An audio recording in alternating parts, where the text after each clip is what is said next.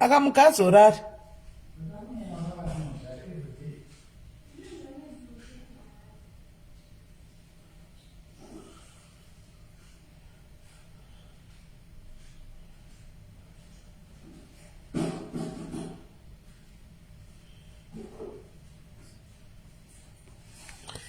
Hello guys, hello Masquera, say guy, Muri say guys, Muri say guys, Muri say.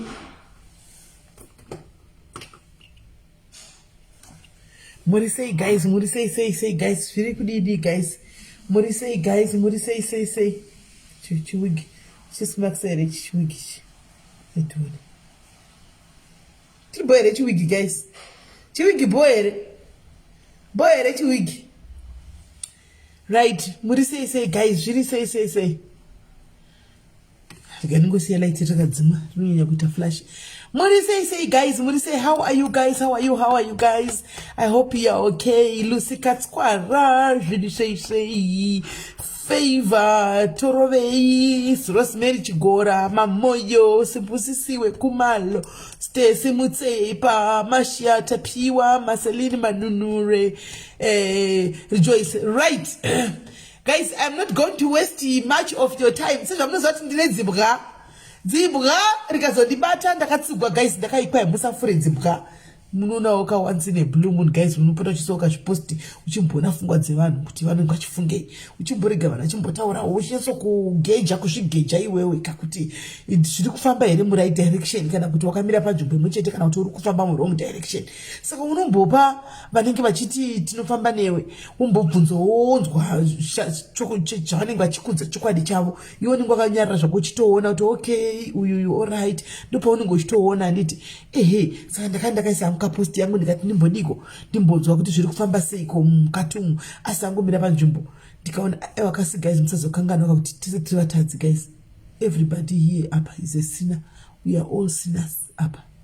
We are all sinners, but we seek to be righteous in front of the Lord. And it doesn't mean kuti nini chivi changu chakakura kudarika chako. Chivi guys anyepa neauraya neahura chivi chakafanana.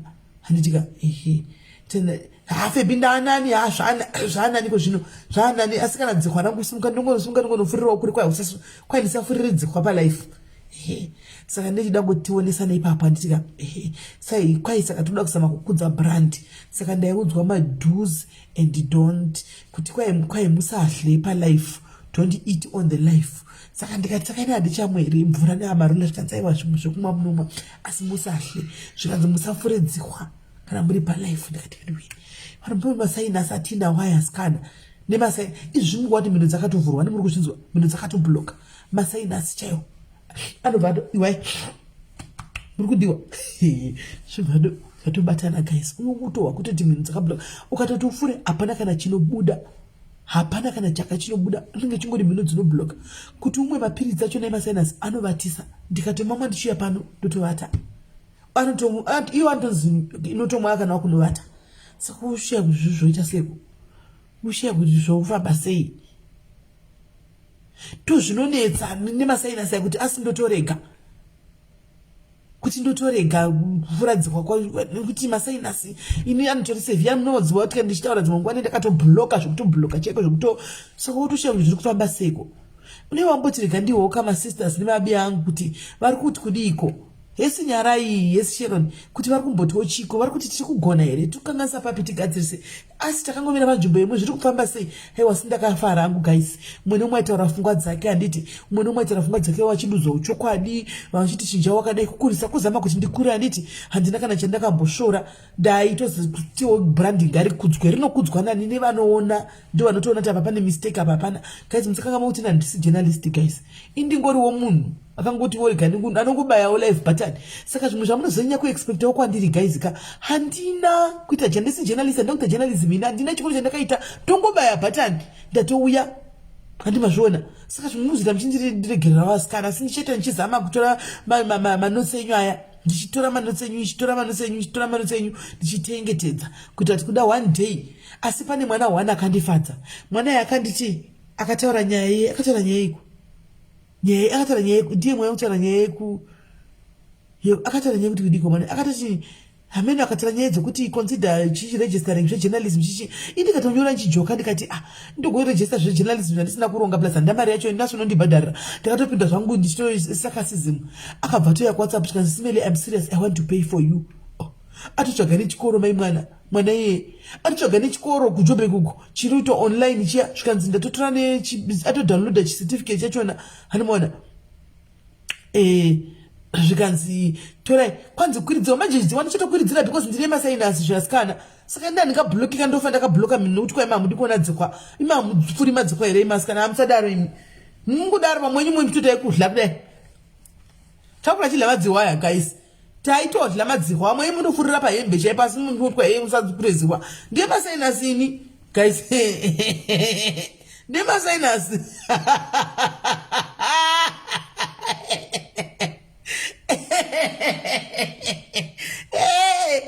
guys chiwai saka mwana yakatouya mai mwana akatodownloada everything kwa SIS MELLY ndauya esirisi muchimwe changu ndakurova so zvikaenda touya honai akatouya nemafomu mwana uya kanzi I'm serious, I need you to register mama.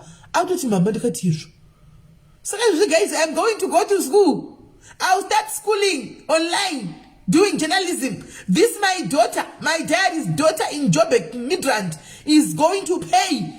As she volunteered to pay for me. Guys, very soon I'm going to start my lessons. Journalism at its best. Guys, musa ndakambo register kuita journalism yoi pa Orbit Faith po guys nika register kuita journalism. Ndikaita ndichitoita munomba, ndichitoita zvasene ndangu mema ndikata ndikabhadhara 20,000 kangwenda mara mema ndikatanga kwa Osimpi.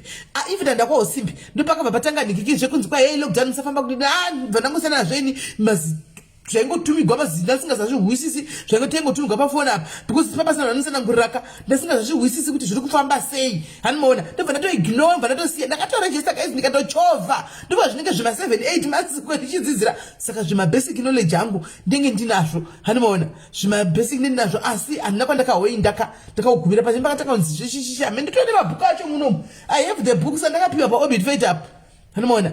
Saka panhu pacho pakaipa asikana asi handisi. Saka mwana uri kundibhadhara guys ndakuti nditendewo. Thank you very much my daughter, thank you. Regai ndichifila fomu ndichitanga kudzidza zvejournalism mazviona right guys, makadiko maswera seiko guys, aiwa long time sure tanga tasuwana muri seiko guys, sanibonani ninjani tumela madekwa nabudhi haiwa ndinofara nhasi guys tadzoka dzibwara anani dzibwara indakati 1 semester journalism yangu 1 semester mfanamira 1 semester kamira zvinoda kudzokera kuti chinopesa masemester akasaraya right. Sasi guys sati ndatanga kuti ndichitanga kuita guys ka malipstick aya adzoka, malipstick aya auya guys, vaya vanofarira malipstick vaya vanofarira malipstick zvokudaro vaya malipstick aya auya manje namba ndakapina apo guys. Asi nhasi momeka short guys mune zvekumwe esipola uri semfana wangu kuenda umbarini mokangana kuti kwai SIS MELLY mtsakanga makudhomoka iya kuneza kudhomoka manje yacho nokuti yakazoya kuseri kuika zodidi pati iwe atariswa izvo zvine chimira maniwe iwewo futi tochikanga mazvimwe zvinhu iwe handiona temchikanga malara itemchikanga mazvimwe zvinhu chikwemi right. Saka guys momeka short nemadrinks enyu because nhasi tichange tiri pano muchachema machema mapukuta muzozi toseka zvisingaiti animazviona. Saka moramba muri pano nhasi guys ndakaunza mashow angu maviri ndikutanga in fact vatatu ndikutanga neyeGreenworld vakasikamiwa vekuGreenworld Hanimona tiwo vari kusikamiwa segreenwood company atongoziva ichidaro kana kuti munhu ndiye anenge avasikama hameno kuti musawire mazviri greenwood maiziva ndinotengesa maherbs nechichichi maiziva kune vari kuti vakadligwa mazimari mari nomwe mukadzi wepacape town apa sekuda kuti pakepa patown of reg apa muri kumboridza rege dzenyu makamira seiko mazuva ano handitika saka muri kuona malipstick agaizika sapota ichi umwe wedu guys namba dzake ndakapina ari kubotswana malipstick aya maiti aiwa sisimeli iyi inoita yaiti makaramba iyi makati yaiti iyi ndo yamainditi kwai pandiri nini maiti iyi mazana haiti pandimaona iyi ndo yamakati papa haiti but idzi makadzifarira kaidzi idzi makadzifarira idzi ehe saka itai mchisapota umwe guys ari kuningiki anzi aitozwa greenwood itai mchisapota umwe guys honai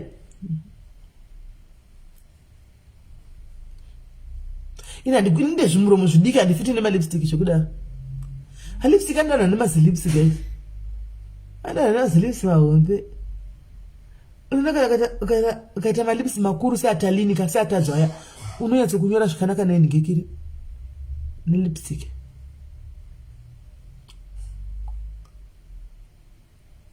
I am a little more than you can lipstick.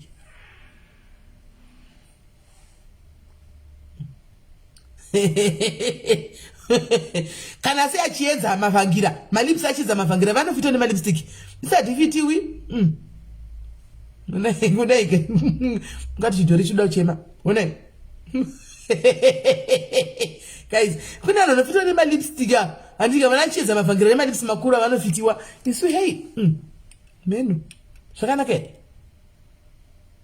umari wofuti mundipo wofuti zimino zikuru mundipo malips ndika makuinzanisa malips oti shacho shamwari right. Thank you chichi, thank you. So guys my lipstick number ndakapina guys number ndakapina guys kana ndatenga my lipstick ngatsapote umwe wedu ari paBotswana apa vanhu vari kuBotswana please tenga ichi ari kuBotswana support umwe wenyu ngati tichisupportana guys ngati has the critical serious wow in Pastor Freddy's voice wow saka muri kuona kuti muri kuona kuti zvanaka nditika saka guys supportai umwe wenyu paBotswana apa ngati supportai chero vari kuno anotumira hanzi mari Tasha iwe chitora namba dzira pa bobva umubvunza ku WhatsApp kuti mandidawo malipstick anobva kutumira inangopuwawo wesemple anobva kutumira akawanda asi gore rinofunga muchaguta kufuta muchafuta wanda kusimba vaya vanoti kwaisa atisimbi muchasimba nokuti kune zvakawanda zviri kuuya animona kune zvakawanda zvichauya pano izvo kune masupu vanofarira zvekubika vaya kune masupu anzi ari piko Botswana tora namba mai Ariel tora namba ugomufonera ungandifadza zvekuti munin'ina wangu hanzi ndisindakakurota let's hope akandotangisa zvakanaka fadzi nekuti handimbodi kurotewa nchita zvinhu zvakaipa ufunge hanzi makafitwa saka masupu kune masupu ari kuuya handiziti angara kupi Botswana chitorai namba amotsvara naye WhatsApp kune masupu ari kuuya nemaspice nechichi guys kwai zvinonaka hanoona saka ndichazvibikawo ndozvimixa ndotesta ndozodlira pano palive muchiona ndoda kudlira pano palive mutogwa moyo ndichidla mutingowo masupu iwayo handimona then kwete mabhazi kune bhazi redu mudiaries une bhazi redu pano richange richibva Cape Town uko richinenga kuZimbabwe kana zvafamba mushe tichange tichizouya tichianza am for masupu masupu ari kuuya tatenda tondwa guys kuti tive pano palive nhasitimire takadai soka ndoumwe munhu asikana aita zvive possible izvi handitika kuti tive newifi tione kudai vedoyewo isaiwo malavu nemalikes handizomensheni nezita hangu kuita kumuprotectawo kune hameno hama ana kana chika nachi vedoye isaiwo malavu nemalikes isai nemalavu nemalikes shuwa akati ndamobhadhira wifi tifare muisirewo malavu nemalikes zvinoitwa nevashoma izvi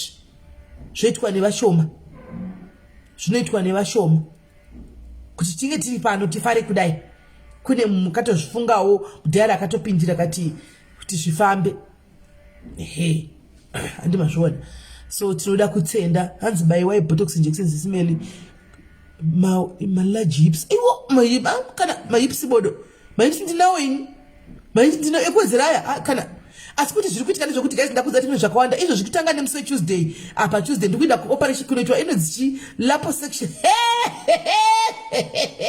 inonzi kudiko guys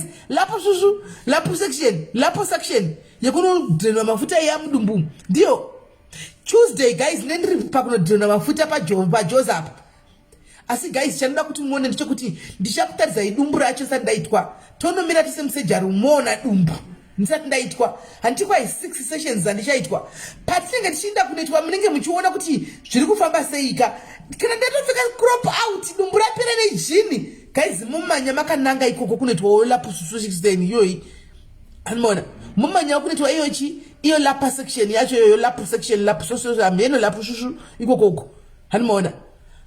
Happy birthday, my dear. Happy birthday. Serious, mkazo serious. Ini kwa madari, kwa mwari wakanaka, zvinongota mwari zvinoshamisa. Ndango kufone gwaini, SIS-MELLY tine kule company ya kuitaya mano, wani mwa company yawe ine marungu ameno ya wakavura yoyo nje zhema lapu suction. Saka SIS-MELLY tukuda kuti iyo lipo suction ameno yoyo. Zvikanzi saka SIS-MELLY tenda kuti muuye kana muchida, handika tikuite izvese, handika ndikati ndikorambe kuita flat stomach. Nani kuni muna singade kuita gifurate stomach majojoteki kubviswa saka lipo suction saka kwai ndichatanga kuitwa neTuesday ma sessions acho ndichinge nchinda ndanzi ndoya 2 per week per 2 per week vachiisa zvacho vachidi ameno vachitese ameno tichanoona ko guys asi imigiga nditi kuti ndisati ndaitwa tichamezha mburi tese handika tichamezha tose tumuonewo here kuti pane difference kuti hapana tamezhiwa tozomezha futi after 1 session tozomezha after kusvika pa 6 ndavunza maita ndichanzi hazvirwadzi ndozvavandiudza ende maprices avo guys zvikatoita vari kuvhura vanhu maprices avakachipa kana zvangoita zvangu ngadadumbura piraka manyaya vasati vakwidza guys nokuti inyuwani vanyuwana vari kuvhura ka tangofara zvine madiaries mukati saka tinovasupport kana dumbu rangopera guys ka zvakachipa manyai hakuna zvema 20,000 zvezvo zvokunzi kwaichi hakuna zvose izvozvo vakachipa 2.5 kasakanganisi per session 2.5 saka 6 sessions imari saka munobva matomhanya vari muSA vatinobvisa majojotengani jojotenge rinoshungurudzwa kumana unenge wakanda kuone chivakachure chako mahips ako wakamira bo kasi chijojotenge chobva chango kugara chongoti amene kuti ne makai kuti chisadza here kana kuti chirutusha kuti zviri kureva chii uyatatenda uitwe zvakaini zvakatochipa so vanyuwani saka zvezvinyuwani totomanyira ko zvozvo zvakachipa zvozodhurira vamwe vachaya kumasoro simajojotengani ngatopera takutopfeka jini guys gaya une flat stomach mamwe wakapfeka jini rako zvakanaka imi wakanyatsa kumira wakadai guys company name of the company ndogoziva mirai tione rekaitioni kuti zita riripo here rekaitioni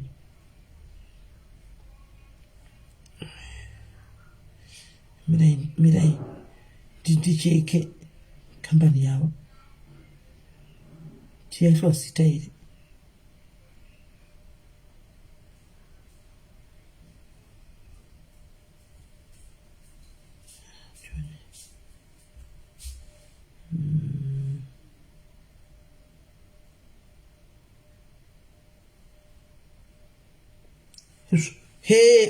ndokunonzi kugona zvemwanangu ndokunonzi kugona kuya neningikiri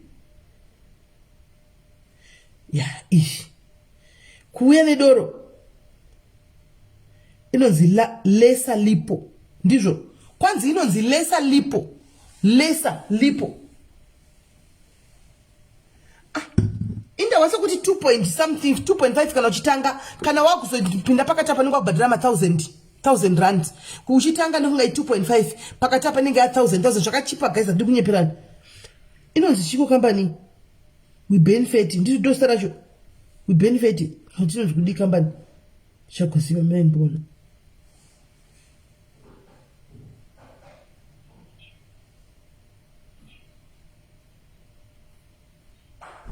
hai video yemishonga yacho izvozvo zvimeshini zvachona ndikuda ndigikiri kaisi uyu munhu akatoitwa uyu munhu akatoitwa kau mukuona dumbiro mukuriona dumbiro mukuriona dumbiro guys zvakatoita iyi company kudai inonzi chiko amen lesa inonzi chiko kudai inonzi we benefit ameno tinonzi kudi iyo company yacho kudai inonzi we benefit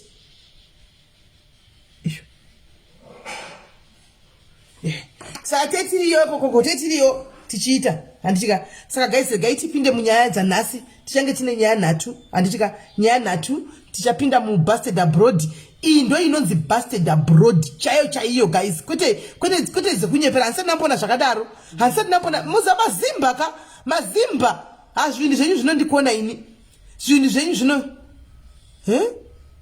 wakofa ndiani zvowaitwa lepo ivo vasingandibaya handi vangu tukaiwanisa chini. Hanzi lipo wati inonzi chiko inonzi lesa lipo lesa lipo inonzi lesa lipo. Havandicheki dumbuka guys, havandicheki. Saka ndogofa nei nokuti kwai vanenge vachingofambisa zvinhu zvavo vamene zvinhu zvavo zvavanenge vachifambisa. Saka ndogofa nei nekufambiswa nechune zvokuchekwa nezvandisingadi zviya zvokupedzengwa izvi zvekungoifambisa zvinhu zvavo vachiunganidza mafuta acho pasaidi vachidi zvondoitwa izvo tambo. Saka guys iri kuuya guys, share life, share mutege vamwe, share nokuti busted abroad iri kuuya iyi guys mazimba ainda kukonewa ini. Hanzi is nani evasive busy uchireva kuti kudiko nechishona nai busy evasive kai is nani evasive nechishona muri kuti kudii, nechishona muri kuti chiko handisi kuchekwa ini, handisi kuchekwa, handisi kuwedzengwa. Yes they are kwaine muchishona pari kumeltiwa fat, muchishona vari kuti pana meltiwa fat yozobuda through kuita weti kana kuti through kusweta kana kuti through kuita sei. Hani mashona iya lesa lipo iyoyo yekuti unovata pachimbedha haisi sejari noti lipo meno mazita acho nichakuziva meno lesa lipo kuda lipo lesa here kana lesa lipo hameno something like that, but muchaona neTuesday. Handisi kuchekwa aiwa, handisi kuchekwa, handisi kuchishekwa. Muchishona vati vanenge vachiunganidza mafuta avo mamelta kuti ugozomabuda seweti kana kuti sesweti. Hatichazotsanangurwa zvizere kumberi ikoko. Lesa lipo section ndizvozvo. Handisi kuitwa kuchekwa dumbu guys, handisi kuchekwa dumbu, handisi kuitwa operation. Handisi kuitwa operation guys, vanenge vachingofambisa zvimamishini zvavo vachingofambisa zvimamishini. Handisi kuitwa operation, haisi op guys. Haisi op. Haisi op. Haisi operation. Handiti. Right. Saka guys, regai ndivhure maline. Vasikana ve Green World, kana team re Green World, nana baba ve Green World vaya. Handika. Vana baba ve Green World vaya. Please. Ndikupai mkano kuti mubve mafona, ndikupai 30 minutes chete because ndikuda kuti tange Nyaya fast. Titira totanga nenyoi. Hanzi muchishona kugwambisa mafuta. Kugwambisa mafuta. Hanzi koma glass. Na take sure. Iwe ndo usiri kutonyatsa kutowisa maglass haasi masheds kai. Na iwewe take sure. Take sure ndakubisa comment sha. Bisa comment yako unosekwa. Bisa comment take sure. Maglass aya anopfekwa anopfekwa anytime ngana kutoma reading glasses ekutoverengesa kuti ndiona apa haasi masheds aya. Masheds ndo asingapfekwi manheru unonzwa anopfekwa pasuva. Handibvisa comment yako usati watukwa iwe unotukwa bvisa comment. Bvisa comment unotukwa. Right, muri pa here mcomment section vanhu ve Green World tifambe nebhora muri pa here because takamika tine busted abroad. Inonzi chi busted abroad chaiyo inanzi ndambona zvakadaro ini. Handisati ndambona zvakadaro. Handisati ndambona zvakadaro. Handisati ndambona zvakadaro. Handisati. Saka guys, nachikumbura kuti kana muri pa ve Green World please itai muchifona, garai matofona fast tinzo Nyaya yenyu tione kudzifambira nyaya dzachona, tione kubata nhubu iyi iri kuitira vanhu zvakadai. Itai fast. Itai fast. Itai fast, itai fast, itai fast. Green World people, are you there? Itai fast Green World people kana musipondoto jamba because vakatomirira venhingirikiri ve busted abroad tozopinda mune zvinorwadza zvinosuwisa nezvinodakadza moyo. Hayadzoka by public demand ku YouTube. Ma diaries eku YouTube zvikanzi matiomesera simeli show inonzi zvinorwadza nezvinosuwisa nezvinochemedza matikanganwa please. Hands even confession matikangana ndeve ku YouTube kunyora tsamba yavo vakanditumira. Saka iyi yabva yaitawo papa paita munhu atoti aiwa ndikuda kutopinda onechi angagara akabhukisa iyo yechi zvinorwadza zvinosuwisa nezvinochemedza. Handiti magasi asingazazi kuchema imi, magasi asingazazi kuchema, saka nhasi mumbochemawo. Handitika musodzi imbobuda kuchana. Ma Green World muri kwa heroko magreenwald muriko here uko because ndakakuzai kuti Friday ndingakuremindei kakuti nhasi mamuchiziva kuti Friday. Greenwald people, are you there? Fona ikaona maisha mukati wakapinda wakajoina ukitaura zvinhu izvozvo. Kandiwa chake.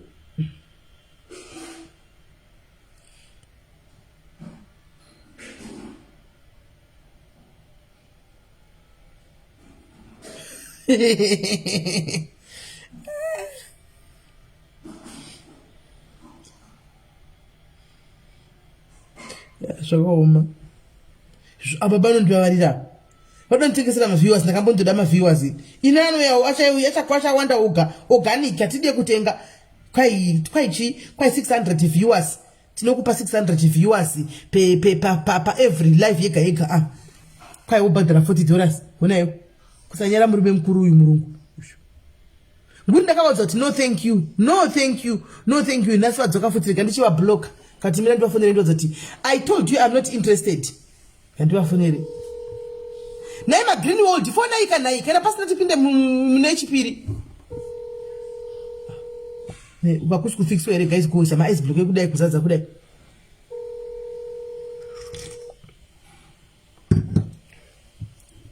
hello. Yes, who are you? Hello, sir. Hello, who are you? You want to sell me viewers? You want to sell viewers to me? Yes. I send you a message. I'm the specialist of social media marketing. Why would you want to sell me fake viewers? Listen. I visit your Facebook page, so I see your video views, your page follower, page like everything is too low. So for this reason, if you want to boost your page, I can provide more viewers, more real people on your page. For this reason, many people don't know about you. Who are you and who can you do? Okay. My brother, okay, I hear you. You are in business, my brother. Listen, I don't buy views. I go for organic viewers, right? I'm very low because I'm starting. I will grow and I'm doing very well. Those who want to buy viewers, you try and sell to your country there or to America or to other countries. Me, I'm very good with these few viewers. Good one. Okay. Hey. Because me, Zuka paying me. Yes. Me, if I buy... If you want, you can need my service. I think you feel comfortable. If you... I don't need your service. I am good, my brother. I am good with myself, my few viewers. I am very good.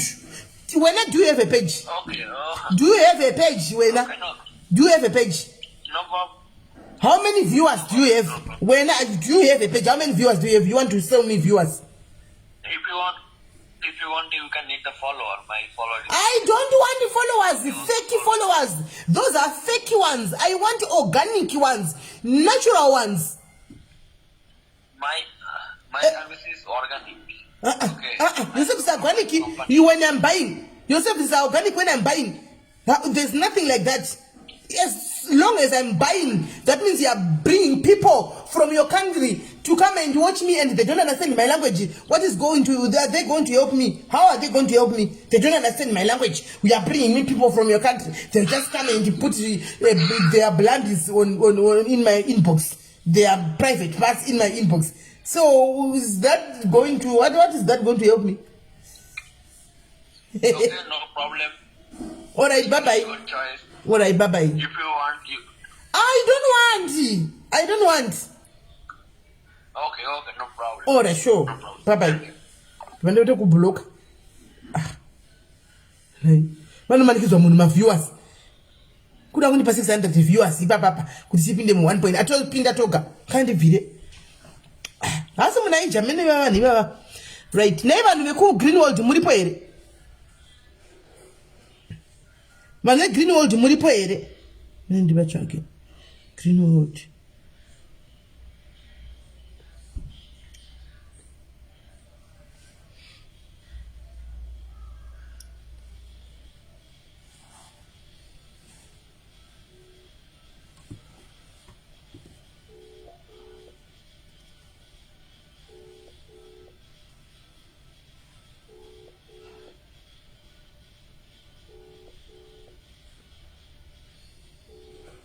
ona ikava ne Greenwood nokuti ndakudarika kwenda kumberi.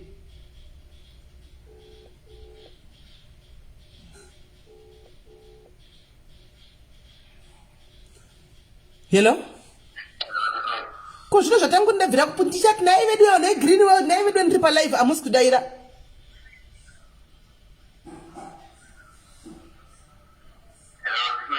Muri kuninzwa here?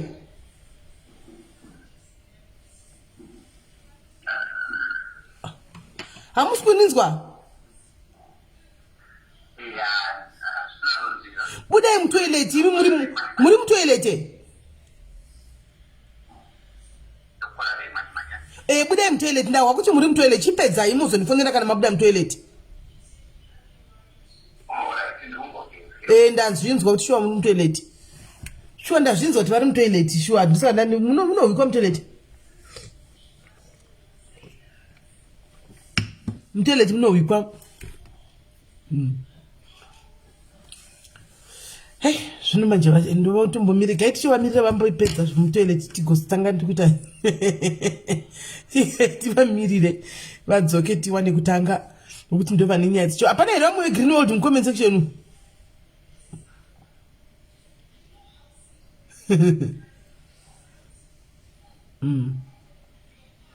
Hapana here vamwe vari mucomment section vari veGreenwood nokuti muri group kai makawanda kamusi asi munhu one. Ava vanhu vakanga vari leader wenyu vekuuya kwandira asi makawana nimaiti mune group re WhatsApp.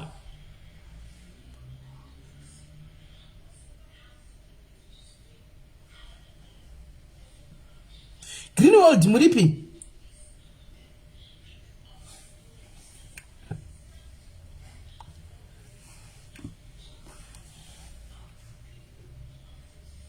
Muteleti munohwikwa guys, zvinoitika unomboti dzimwe nguva muteleti munokufonera handiwana. Saka kana uri muteleti ukafonirwa uri muteleti paya unotohwa kutoti munhu anotohwa kwanenge ari kuti uyu munhu uyu nokuti network inotosiyana. Hamunoti nemhaka yei muteleti mune zvamunongoita so kana ukabuda panze ukabuda muteleti ka zvotosiyana. Saka unotonyatsa kutonzwa kuti aiwa apa papatoyasa apa papanze apa zvotohwikwa guys.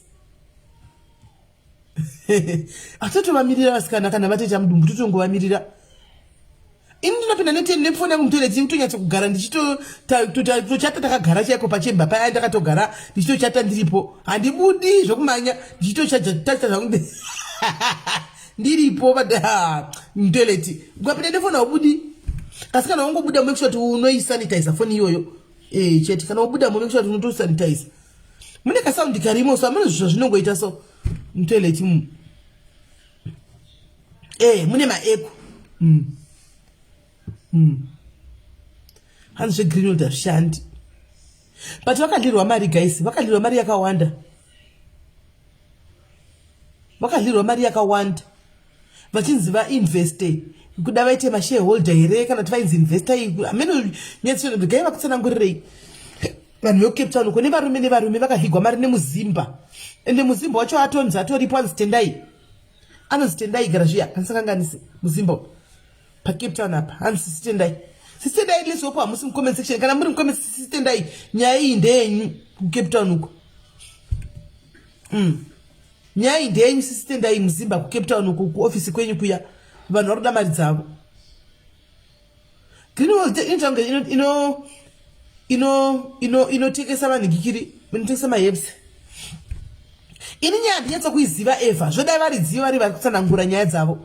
Indangodza kuti nyaya ndeyemari vakaskamiwa mari vakavigwa mari munhu akuramba kwadzisira mari dzavo vachinzi vainvest. But ndinyatsa kuzotsanangura nyaya zvairi handinyatsa kuiziva. Hanzi naye nevhateka hai ndotofamba naye kutogara naye kutokangama kuti nditori pai.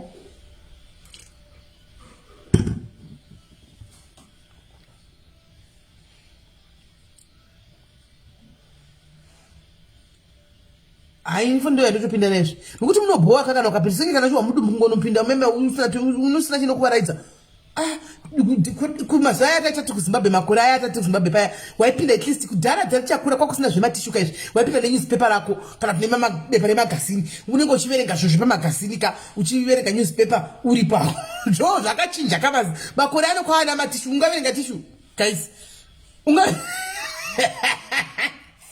ungaverenga tishu life guys azviiti kudhara waipinda nebhuku rako rescope bepa rako rescope riya vechimagazini chescope chevanhu vanenge vakasina kupfeka wopinda naichocho uchiona hako uchiverenga newspaper herald rekuzimbabwe kana kwaedza uchizvifidha nyaya urimo zvamazano kwaana matishu hazvichaverengekite refoni reality of life guys reality of life guys kantaura ichokwadi vamwe havaiti havasiso indoita hangu vamwe havaiti havasindoita vamwe havaita sindoita reality of life tikada kuzviramba ndinokuda kuzvita varungu vasingazodii kati vanhu vakazodidi vechirungu asi isakura guys taitopinda namanewspaper ndotitopinda nawo kwaedza rakuchengeta kwaedza rakuti apa section iyi handisi kuiverenga iyi ndopandopandopandopane chazotanga kuverenga ndirimo wozonyatsa kuverenga majokes aya urimo tojamba uchiverenga uchijamba kuti apa handisi kuverenga ndozoverenga kana ndapinda muimba uku ani mazvona fona kana ivimba iyi fona kana uri wegreenwold fona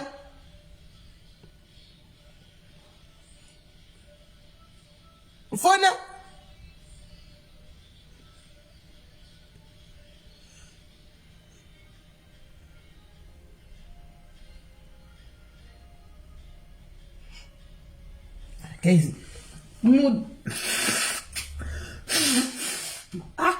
chikoria zvo zvirula kufugwa zvinondodiko kutobva palaive mpunofara dzikwa ndodzoka nokuti ndingahotukwa nemafani iro dziva racho rati rakuibva guys rarirefunuka i saka zvino rakuita richibva rakuita richikora dzikwaria rakuita richikora guys nokuti zvezvino nandichimboritita saka rakuita richikora manje rakuda kubuda ndinenge zvangu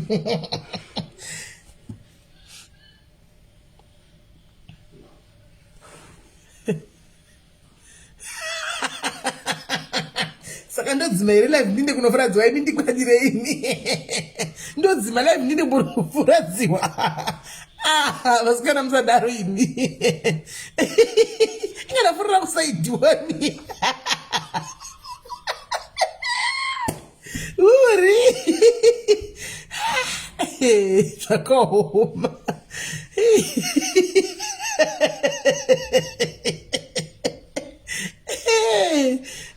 zvakaomazvo kwaimbobva ipalaive mupoinda uko kunofura mozodzoka zvakafanana nekuti munhu anenge ari mubhazi guys anenge abatwa nekuda kubudisa mweya mubhazi umbonzi kutanga wamisa bhazi umbokumbira ikoda tati ndokumbira mumbomisa bhazi mbonobudisa mweya ndodzoka kana timiwo guys inoshanda here inobuda here haibudi munongoita kugerepo wakagara ipapo mubhazi muungopedza ipapo wakagara ipapo upedza right vabuda hanzvadzi vadzoka manje halo hanzvadzi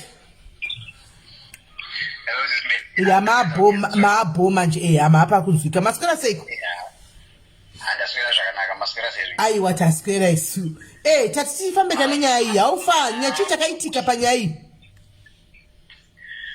alright chakaitika kandeyekuti takatongointroducewawo kune inonzi greenwood from a family friend handiti ichingondzi ukainvestawo like ka 10,000 rands after 2 months inodzoka with a 30% profit which meant kuti after 2 months inenge ichidzoka ya 13,000 rands inenge yani plus 3,000 mukaisa 10,000 after 3 months yodzoka ne-30 ya 13,000 after 2 months after 2 months okay easy money wena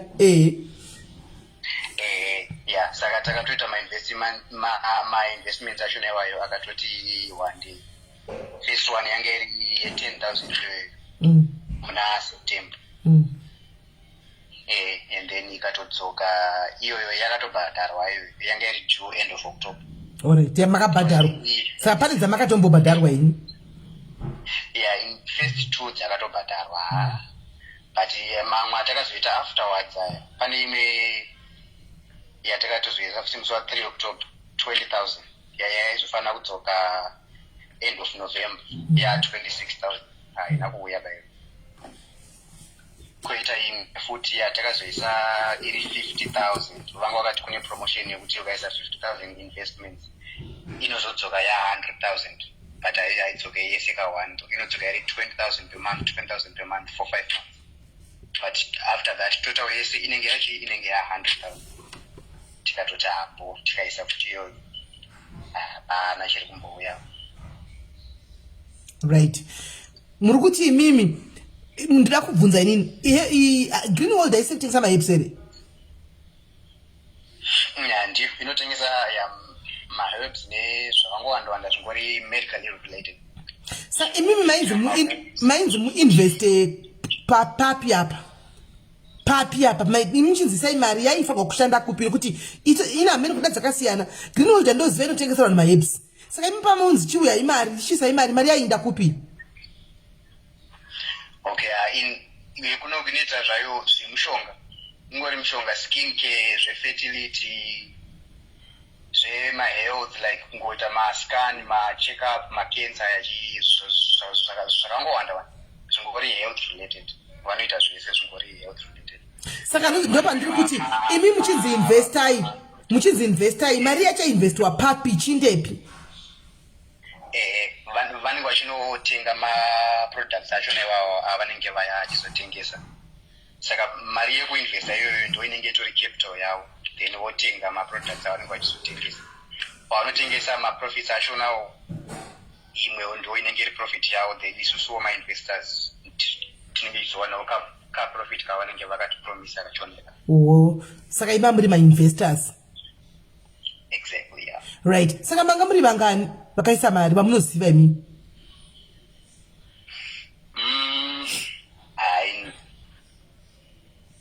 Vandoziva me and my mom and that family friend, and yakati introduce him and his wife. Saka kusaidi kwenyu mimi, how much are you expecting like now isina kuya?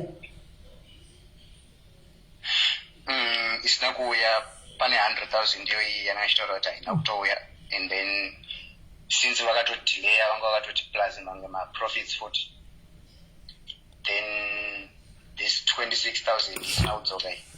Saka it's plus, it's over 126,000. It's not. Right. Kana muchibvunza kwamakainvesta imimi vanokupai answer kuti chi? Vanenge vachingoti iri kuuya, vomboti tamboita problems, asi tikumasova manje ichauya, but madeadline achona atanga takawirirana akatopfuura manje kudai. Okay, right. I believe ndina tendai mukoriwa panapa. Ndiye ka ndosi tendai aniti? Yeah, arikuti I'm the one arikutaura. Wataura katozvimiririra. I'm not going to comment. I believe to verify the story. To verify this. Oh, yes, he's here to say, I'm not crucifying anybody. I am not saying, Tenda, you are wrong, you are right. They said they want to share to Nyaya, and in return, obviously, Tinoto touches of Tokunancha to phone like upon night stand like triple life. Kunevan, Kutipan Nyaka, we am told anyone. That's what we do. Kanamatanga Kuyapano Nasi is stand kana matanga kuyapana pana assistant hatina kuti mune mosha kana kuti that's why we are asking questions kutinzo kuti zvakafamba sei, because hatina utati ane mosha so far. Tiri kutobvunza tinzwisise kuti zvakafamba sei panyaya dzemari dzacho idzo dzidzi. Handi mashona. So stand vari kuti ngade nyaya iya verify wa first anditika magoma kutaura nawo rini? This week on Tuesday ndichimubvunza kuti mari alpha. And what was the response? Havana kutoresponda iyoyo. Havana kuresponda? Havana kuresponda. Okay. Anyway, Tendai arimo mcomment section because I don't know the Tendai, and don't know the Tendai didn't diaries SIS MELLY. All right, Tendai is saying mu diaries. All right, Tendai, can you call me Tendai mu diaries? So this is what we are going to do since she is one of us. I believe kuti ask kuramba nemari, the way she's answering and the way she is answering and I don't believe kuti mari ngataza kubuda, but nyaya touya pano guys, Tendai mumwe wedu and vachiuya wao vakangotaura kuti kune mai vanonzi Tendai handi mashona. So me, I did not know who Tendai is and zvifamba sei, but now I'm very happy. Dad zvakanakira mwese munenge murimo handimaona Tendai is here. My brother, can we talk kuseri tapedza life dzedu. Sister Ndai, are you up for talks kuseri nekuru renyu? Because vanhu venyu vakati one day, andisika vanhu venyu vakati one day, are you up for talks kuseri before we come back on live? Then kana zvaramba kuseri kuti muwisane, then we'll come back pa live panapa. Munenge manje mandisiya with no choice because you are one of us. Andika tiva kubatsira kuti tisolve kuseri. Andika kana zvazoramba tozodzoka pano. Anditi okay, I'm out for talking. Could it one a solution here? Right, let me hear from her kuti arikuda kufona izvozvo here kuti kana kuti arikuda kuti timbonzwa kuseri. Tashali Nyaya yapana is true. And it's the guy tinzwe. Yeah, Sister Ndai, can you please call in? Can you please call in Tendai kupana papa tinzwe? You guys apana Nyaya apa, you can sort it out. Muri mese muri vanhu vedu panapa, you can sort it out guys. Muri vanhu vedu mese, all right. Hanza tidi kuseri, all right. Hanza Tendai ngatitaure kuseri, all right. Let me pin a comment. Let me pin a comment because chiripo chinangwa ndechekudai. So guys, we want these people to get their man and mona. Tudati vanavawane mari yavo, so we can be rude and it won't work because avana vanokwanisa kuzowana mari yavo. Chatiri kuda isi kuti vanhu ava vawane mari yavo. And saka as much as muchida Nyaya kuti muzosei, but chatiri kuda anditika tiri kuda kuti vanhu ava vawane mari yavo. Moreover vese madiaries. So it's just, let me say, it's a misunderstanding so far. Iripo, we'll talk it out. Guys, can I panic team room comment section one ripo vechikuru antika who wants to be part and parcel of this kutra mangwana, please dibate kuseri antika tiwane kuti ti batanidze tinzwe Nyaya Sister Ndai never na ava. I am not trusting anyone guys. I'm trying to solve this amicably and I am trying to answer katora raere maybe mushiri pano kushikana tukofu gara shamwari papo gara ipapo apana kwa kuenda. Kana vara zvatadza kuitika kuseri guys, we come back. Handindi kutaura panapa pa live vachinzwa. Handindi kutaura pachiyo pa live. Zvakafanana tongoti nemi guys, kune munhu anongokwereta maybe. Handiwana ndiwo uri kukwereta mumwe munhu handiti vanhu vaya vauya pano andi woti SIS MELLY ndiri umwe wenyu andika ndachikumbura kuti ngaitaurwe kuseri. Ndokurambira here kuti vanhu vanzwe Nyaya. Handikwanisi kurambira andi ndechida ngoti kana chida kufona she can call in. She can call in. You can call in Tendai if we should have phone, you can call in. Call in Tinzo kuti what's going on.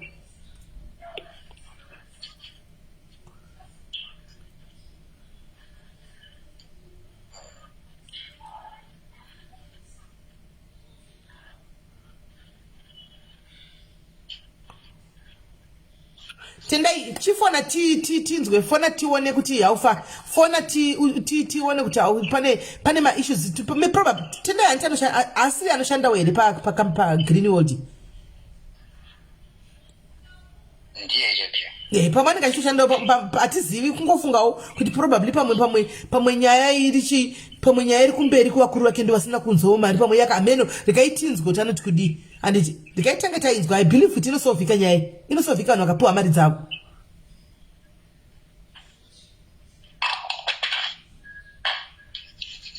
Wanzwa nesochawana mari dzavo ite Tendai chiuya kauzvichenese pane vanhu nai muning'ina chifona uzvichenese pane vanhu vedu we all know kuti vanhu vane maproblems mukati meupenyu vedu handisi kuramba nemari dzevanhu vanhu vese vane ichinzwa ipa ndakutaura palive paSIS MELLY I'm going through some stuff nyangwe neni ndokupromiseyo kuti pakati wokupera kwemwedzi kana kuti pakati pemwedzi ndinenge ndawana mari vandichakwanisa kupawo ndozopamwe ndozopedzisa handi kuti tinyatsitawo tichewo bear witnesses handiti fona Tendai fona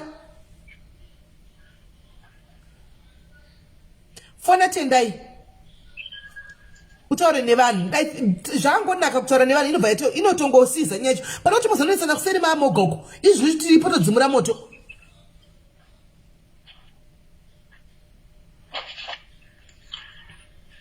Hanzi murume wacho ndototi murume wani futi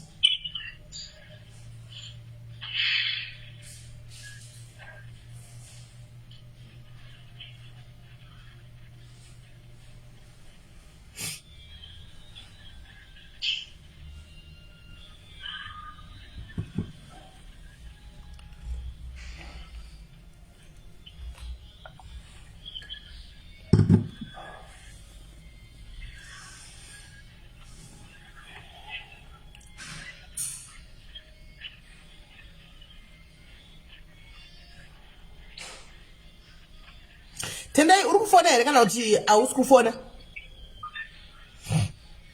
Kwanzi vhurai mamessage. Alright, ngandivhure. Iripiko foni yacho ndoina hanzvadzi saka foni ndoina hanzvadzi. Mina ndione.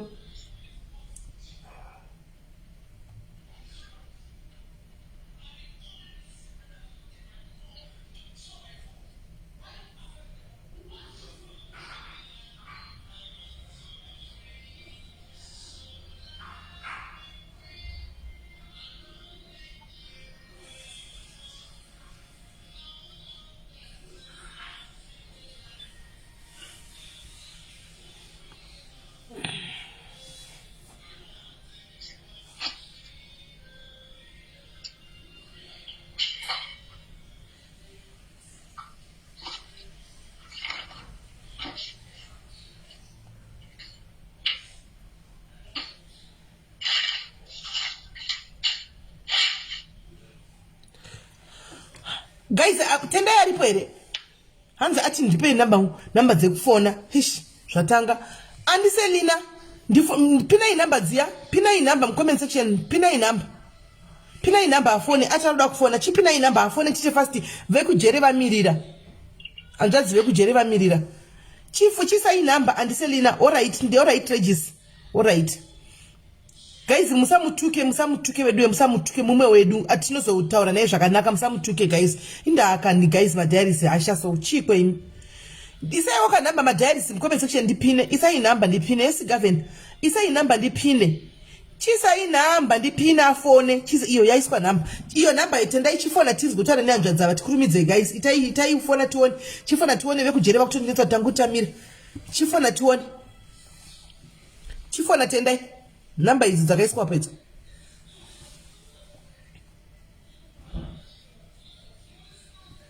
Namba iripo. Chifona tendai.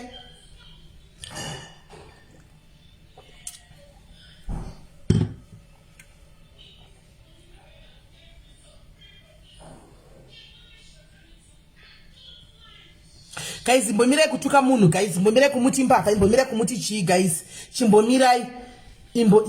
Hanzi yashadziri pamuzi kwataka vane munhu. Chimbomirai guys, tikuzama kugadzisa Nyaya. Zvino mukamutuka mukadi hazvizoshandi. Handiti tikuzama tigadzise Nyaya mari ibude. Zvino mukataka nekutuka munhu manje guys haibude. Musatuke munhu guys.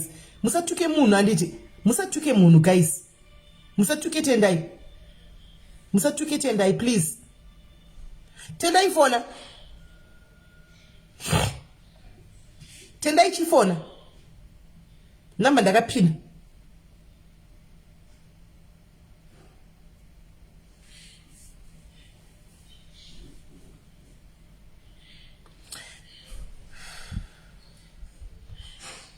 Right.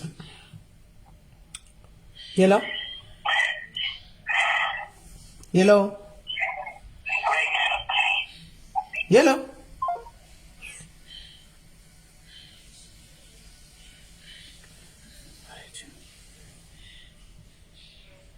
Hello? Hello? What do you say? Hello? Yes, what do you say? Hello, SIS MELLY Magadi. Did you write what do you say? Chichi rikuitika tendai. Alright, Nyaya, it is best to sort it out to ferry one. I want to protect the brand Red Greenwood. Yes, I had my mistakes. There's a lot going on for now, but Shinjanongo promise and the show to Munwesacha wana mari zake. Last time I called you per number is this the approach and then I called back, but didn't want to respond because I really knew kuti Nyaya we are pamepo, but I prefer to sort of go out ferry. Just to protect brand Red Greenwood. Oh, saka apa okay, all right, no problem tendai. Saka apa you are admitting akusiti ashine Greenwood zvemari wakaita ma mistakes wakaita iwewe.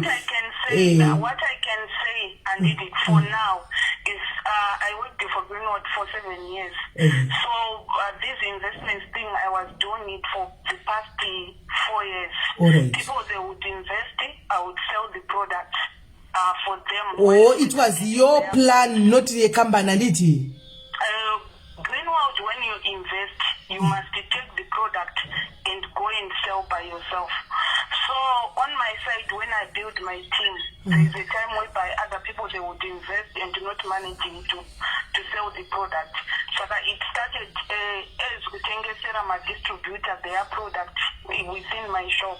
But later on, we took people who were non-distributors. Now they were investing in. So those stuff happened for 4 years.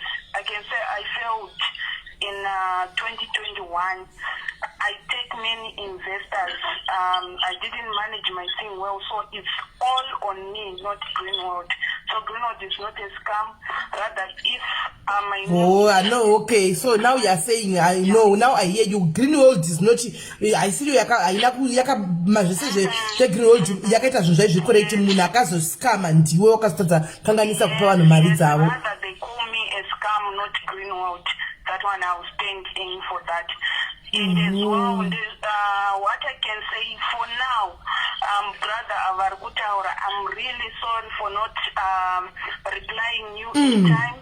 It's a lot of pressure from my side, and I panic with the situation I got in. Then as well, there's a lot of attacks. So I'm still finding myself putting up the same situation yandiri. Luckily enough, what I can say in this and you know, I bought the product, I have the product.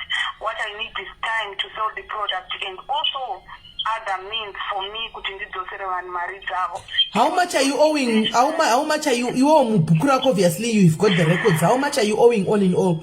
This people all in all, I can say all in all, the stock I have is for 2.5 million. The people, the way I calculated on my side, it's 1.8. But though with people that are going around mentioning even big Marisa which is not there, the paperwork yes and deny, because remember it's an investment plan which we're going on for 4 years. 1.8 million, 2.5 million stock. Stock uningo kaisa pa United and stock ye mari is 2.5. Stock Greenwood is expensive, SIS MELLY. A single tea, not one with 200 and something selling price. Saka capsule like product one you know gonna 300 and something or 400 and something. Saka I don't need even a big place to wearing the stock 2.5 because our Greenwood product are cheap.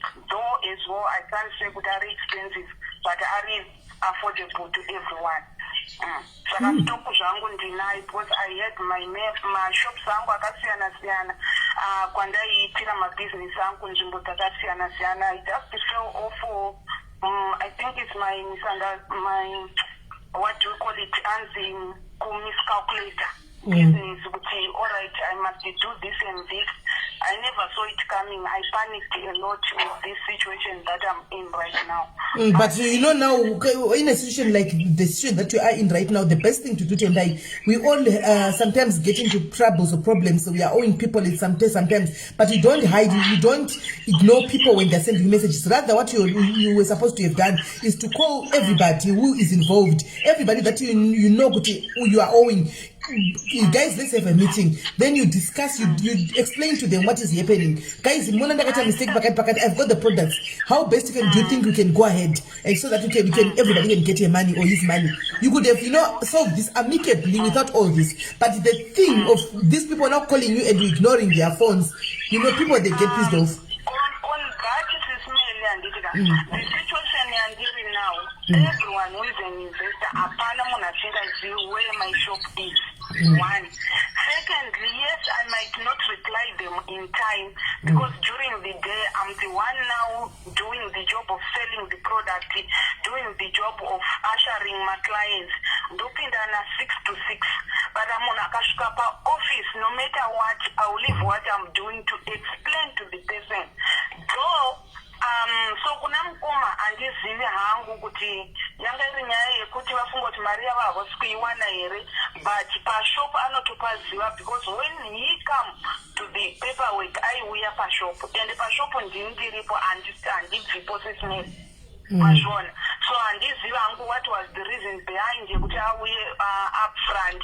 Maybe he felt kuti handichawani mari yangu because ndinozva zvinhu zvakadai zvikaitika. There is a lot of stories outside there. Saka munhu anenge fight out, maybe if I go public, Mariangu, you know, it say, inobuda nokuti ukazoramba uchitaugwa everyday uchipostwa uchitaugwa daily unopesera wabhadhara unoda pressure yekuti pressure yacho ask us sitozviziva saka hona iwewe when do you think you can actually let's talk about ava vatanga kuuya kunoko and ndofunga vamwe vanenge vachiri kunzwisisa ava vauya kunoko ava maybe ndo vari kutadza kuti vachiramba vachigamuchira kuti mari tichazopiwa how soon do you think you can pay them ava vauya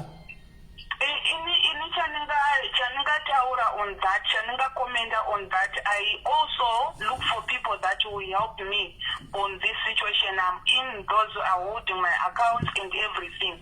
Saka tukuplan uti probably a certain percentage for every investor, and it in the stock alright, if you are getting 10% of your money, next month can all 20% of your money, because if business collapses is mean, I don't want to lie, if business collapses, but I'm willingly to waste end of the time I want to marry yake.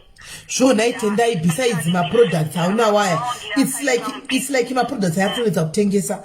Kana wakuti nokuti dei anga achitenga kusvika asvike pa 2.5 mari ari kunetsa kutengwa dei anga kutotengwa chako chako nemari yawataura panapa. I think probably we're going per week you takes us probably something like 150-200,000 also ndakava at least 2 kusara vamwe chidaro, but it seems as if my products are 2.5 million ino percent has kutengwa saka auda here mamwe ma assets aunawo iwewe anogona kurenja kuma mari yo upe vanhu mari utengese pa vanhu mari dzavo. Andina, I invested everything that I have in the business, and it structure Greenwood is some of the distributors are there. They know, but you build the structure this way. Mostly my all assets, or I can say everything, was revolved in the product, because my product zip up on investment young. So I was hoping that okay, as I'm growing in the business, Greenwood, in the certain stage, I'll be having small assets that I have. Those who know me, they know that I'm selling things right now. So, and the one as well, as the right now, it's whereby I must put every investor equally kuti vawane mari dzavo back.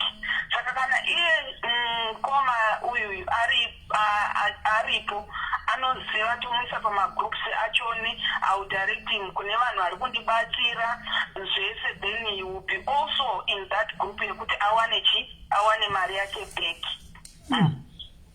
Yeah, because I'm seeing it's not like in the Buddha vega maninge ndikuna mu comment section mune vamwe vakawanda because these things happened for 4 years. I believe what 4 years business rebuild up, and it like you ordering product, you are selling the product, we are invest in business like profits like 2021 I take one wakawanda pangwa imwe chete when people they started wanting to withdraw.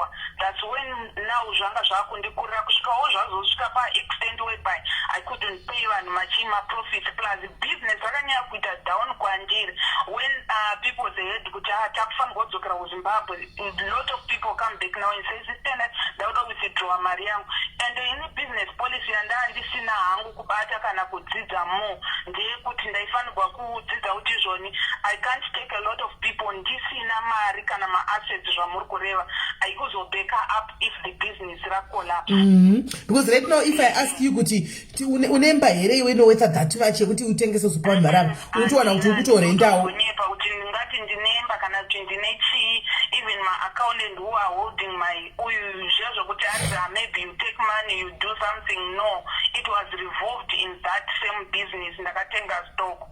That is the thing that I did.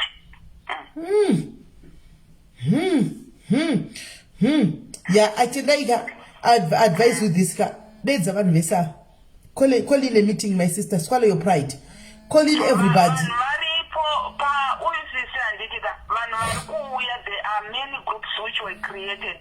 There are groups which are group. Aiwa, iwe chika kuti zvegroup. Chita zvotodedza uri musangano chako muungane kuoffice. Uaddresse vanhu. Muonesane. Handichika nokuti rega ndikudze munina wangu ka zvinoitika nezvokuti mari yakawanda unoifira.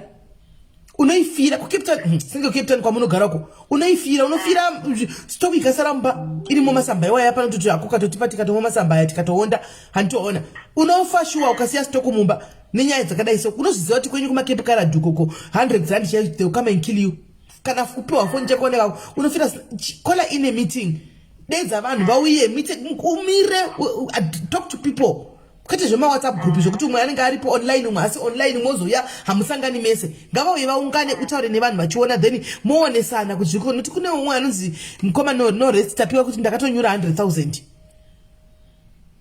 havana kunyora vanotori mugroup is only kuti havo vanhu vamwe vari kubvuma ma10% vamwe havasi kubvuma ma10% though and mukatobvunza there is a procedure vanhu vari kutobhadharwa right now every day I'm paying people mari dzatabvumirana kuti tikuita zvama10% kuti vana vabhadhara but wo vamwe ndokuti kana ukabhadhara moti umwewo ngandipiwe mari umwewo ngandiita sei umwewo ngandiita sei plus vamwewo vakuwedzerawo maamounts avo because some of the people would renew the paperwork pamaphones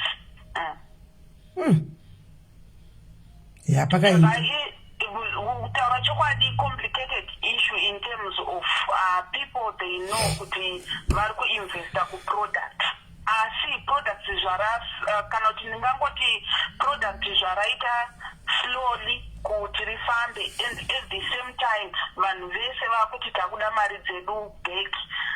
That is the challenge I'm facing. Though ndikutsvaga mamwe maways ekuti how do I come out of this besides the product, but it's a process yandiri kuita sei yandiri kuita. But you now talk to people. Ndopa nenyaya. Talk to people. Now, SIS MELLY, to be honest with you, people ndikutaura navo. Kuya pamhepo vauya zvavo kana kutodeedza sale kana kutoita omboita sale yemaproducts omboita inozi sero garage sale yemaproducts vanhu vouya maindia nevarungu vachitenga zvimasero vanhu varipo ane pakatengwa obhadhara kuti vanhu vaone kuti zvichoshoka you really want to pay ndozvatiri kutoita every day SIS MELLY. I have groups that I'm updating kuti ndaita masales akati nhasi tikubhadharwa vanhu vakati zviri kufamba so I'm doing that every day tiri kuzviita since pandaona kuti I can't handle this situation ndiri ndega. There are people who were investors for past 4 years vanoziva kuti alright we benefited apa neapa. They are saying sister that we can help you to come out of this by making sure kuti what tinosenda ma-clients choita ndingatopleada help yandingatoda to be honest is client based side because munhu sangachiziva kuti mari iyi ndikuisa muproduct though kune vamwe vasiri kuti yanga siri muproduct kana client wokureva vanhu vanouya kuzoorder vanhu vanouya kuzotenga. Tine mascanning machine ekuti tinoskana munhu then toona maproblems cholesterol kidneys chii zvakasiyana. When the person gets scanned akuzotenga maproducts. Saka that is the easiest way yekuita sei yekukudza ma-sales.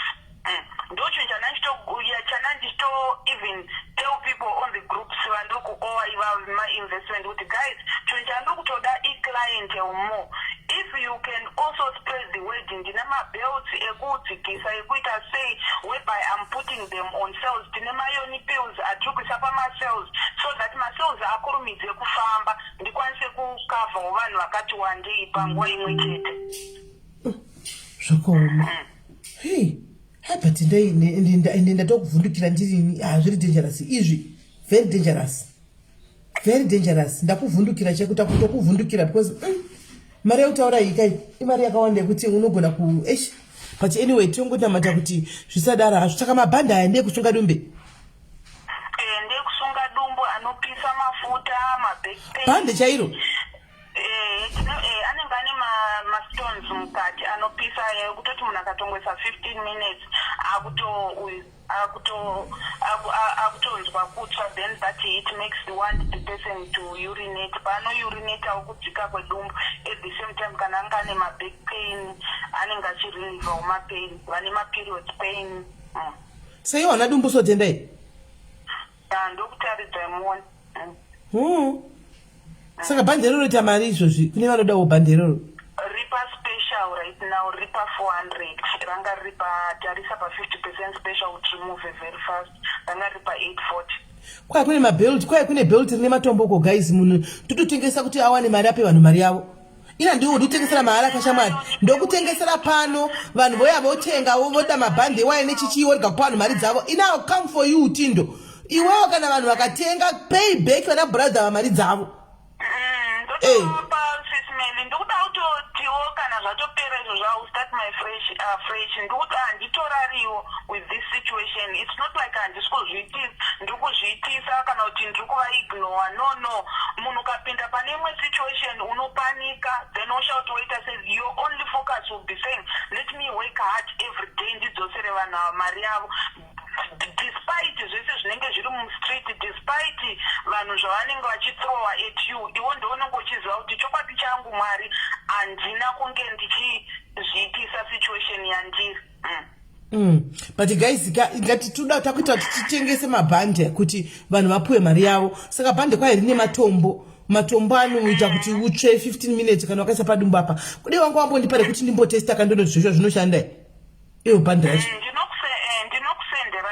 Kuti ndione kuti zvishosho ndiri kutsva here padumbu apa. Ndikaona kuti ndiri kutsva ndowadza kuti guys ndiri kutsva padumbu. Ndaina kuti udzokere mucomment section unoona kuti ndiri kuridawo moti uri kupi ndodawo bhandi. Ndatotengesa vanhu vakati wada bhandi. How much is? Hanzi 400 Julie. Hanzi 400. So that tione kuti vanhu avapiwe mari yavo. Nokuti so far guys tikasatobatsira uya ndisi kuona kuti mari inobuda sei apa. Handisi kuzviona ini. Chenu unoridawo bhande. Uyu atisilivi yakuti ndoridawo bhande. Mabhande aripo kwaana matombo mukati.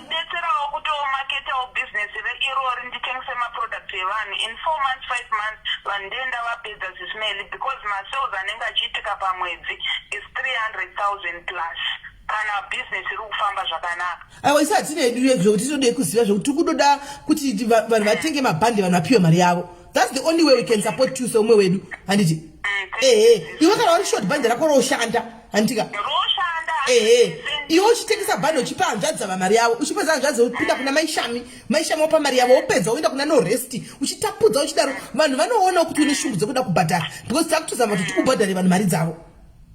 Because truly speaking besides that handisi kuona imwe way out nekuti vanhu vanopiwa mari chibve papa guys.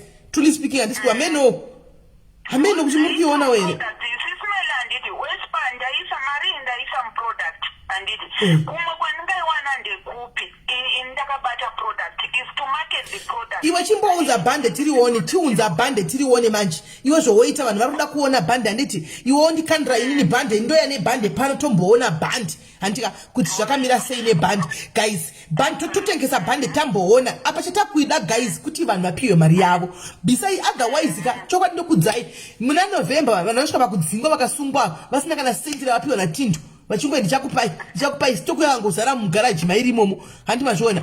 Saka at least takauya nebhandi tikaona bhande racho kuti riri kufamba sei handitika then tomubatsira kutengesa munhu atopinda tonyura muchikwereti uyu guys takatarisa but in the process tiri kurwadza manje kune vari innocent vakaisa mari dzavo innocently vachiti kuinvesta handika mari yacho yakutonyura handimaona mari yakutonyura. So isusu kana bhande rake riri kushanda why can we not buy mabhande acho kuti aningiriri akwanise kuti abhadhare vanhu mari dzavo. Yeah, thank you. Then nechimwewo tinoita zvemasikani ndichakusendera izvese SIS MELLY vari muCape Town iwo vane maproblem evasingaiti vana tine maproducts atinawo. First tine scan inodetecta kuti problem chii then opinda pa1 month course tomunyorera maproducts. Saka ndo most also selling product yatinayo yekuti munhu anotanga asikana hanzi neumwe munhu azviitira kuti udzosere maproducts kuGreenwood then vokupa mari yako. Greenwood company yemaChina remember if you buy no refund then munhu wese ivava vakainvesta handiti pavanoinvesta handi munhu anojoina akajoina ne150 iyaya I put myself pazita remunhu iyoyo iyeye. Saka remember as well it's not stock yakanotengwa kuti 1.8 million ka1 istock iri accumulated for 4 years mazviona.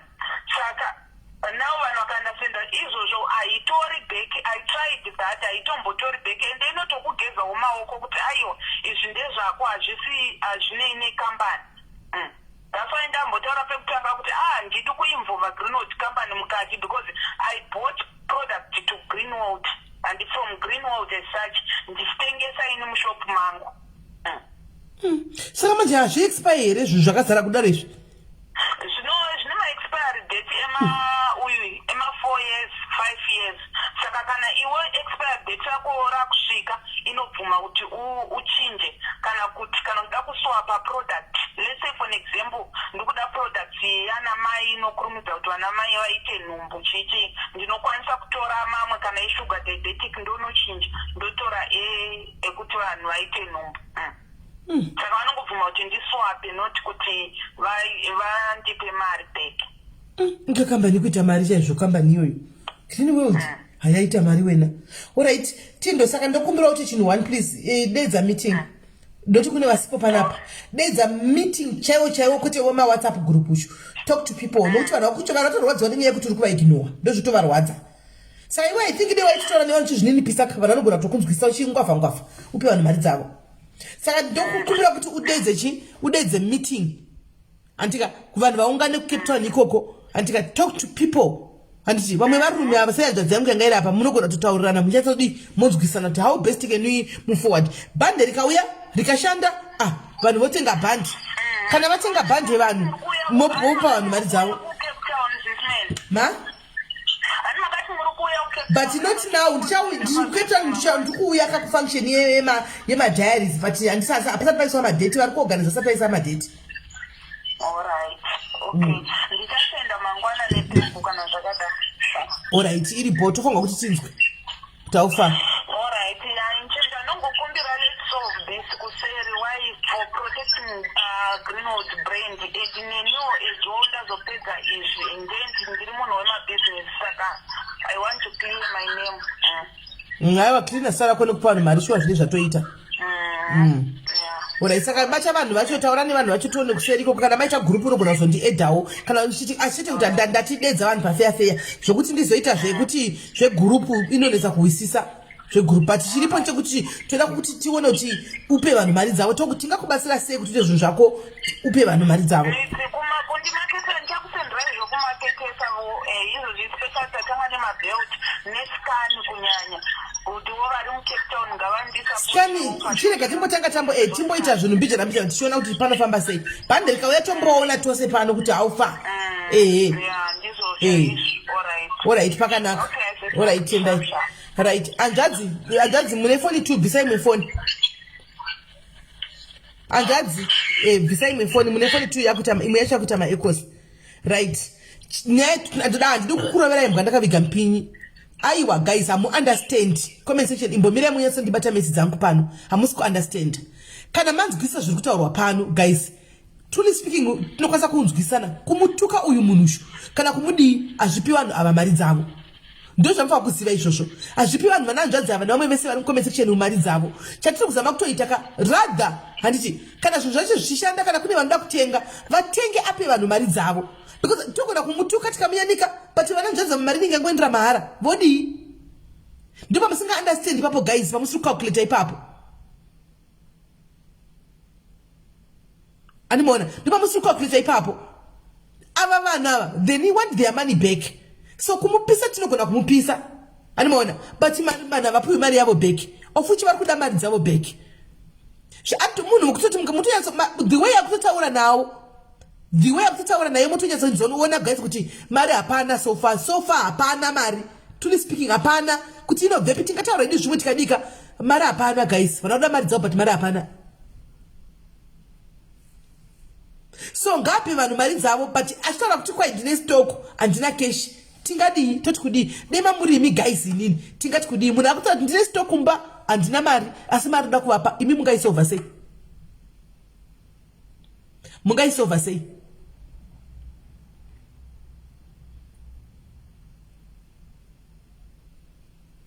Mari stock ndinayo but cash handina asi mari ndoda kuvapa unaisova sei guys?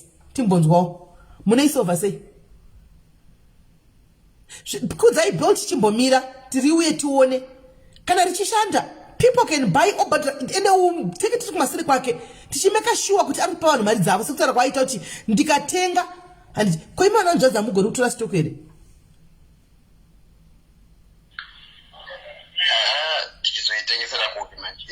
student, ndoro full-time student, ndoro business for. Andisi mazviona. Saka stock havaidi. Chinhu chavanga chikosa kunotorara istock. But stock vari kuti hatisi kuda stock because nditori student. Kokunotengesera stock handina makastoma acho. Hati muri kuzviona. Saka pakutodiwa strategy apa guys kuti vanhu vawane mari yavo. We need to strategy ndaita kuti kutodiwa. Yes mune hasha, I understand. Mungati stock vakaitora vanoisa kupi? Stock vakaitora vakutora hatina kukutengesa. Voindepi? Ora isaka modi toita sei guys, do you right? Imuri kuti munomuziva itsotsi hazoda isaka poitwa sei? Ndoda kubvunzawo. What do you think guys it can be best kuti vanadzoserwe mari dzavo? Chindipai wewe mifungwa dzangu, maybe dzangu fungwa dzichinyatsoshanda. Regai ndivhure macourse antika 419 kuti imini maybe mune fungwa dziri mberi kwanguwo antika panguva ino Nyaya mainzwa. Poitwa sei? Imi vamwe muri kuti munomuziva ragara itsotsi. Chitiudzaiwo kuti poitwa sei?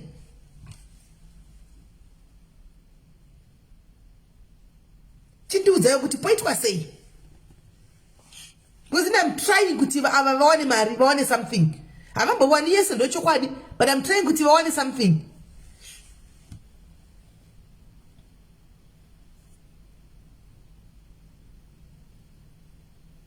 Poitwa sei?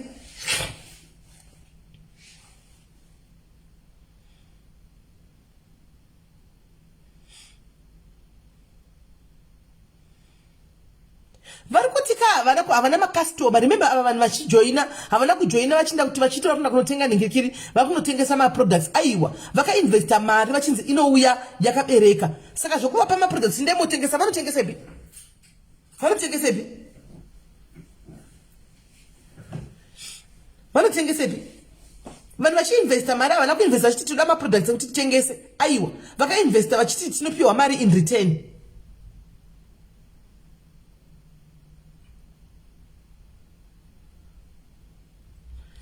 Makona tika munao mukumuona tinongotaura but hatina solution. Mazvona kuti hamuna solution woka.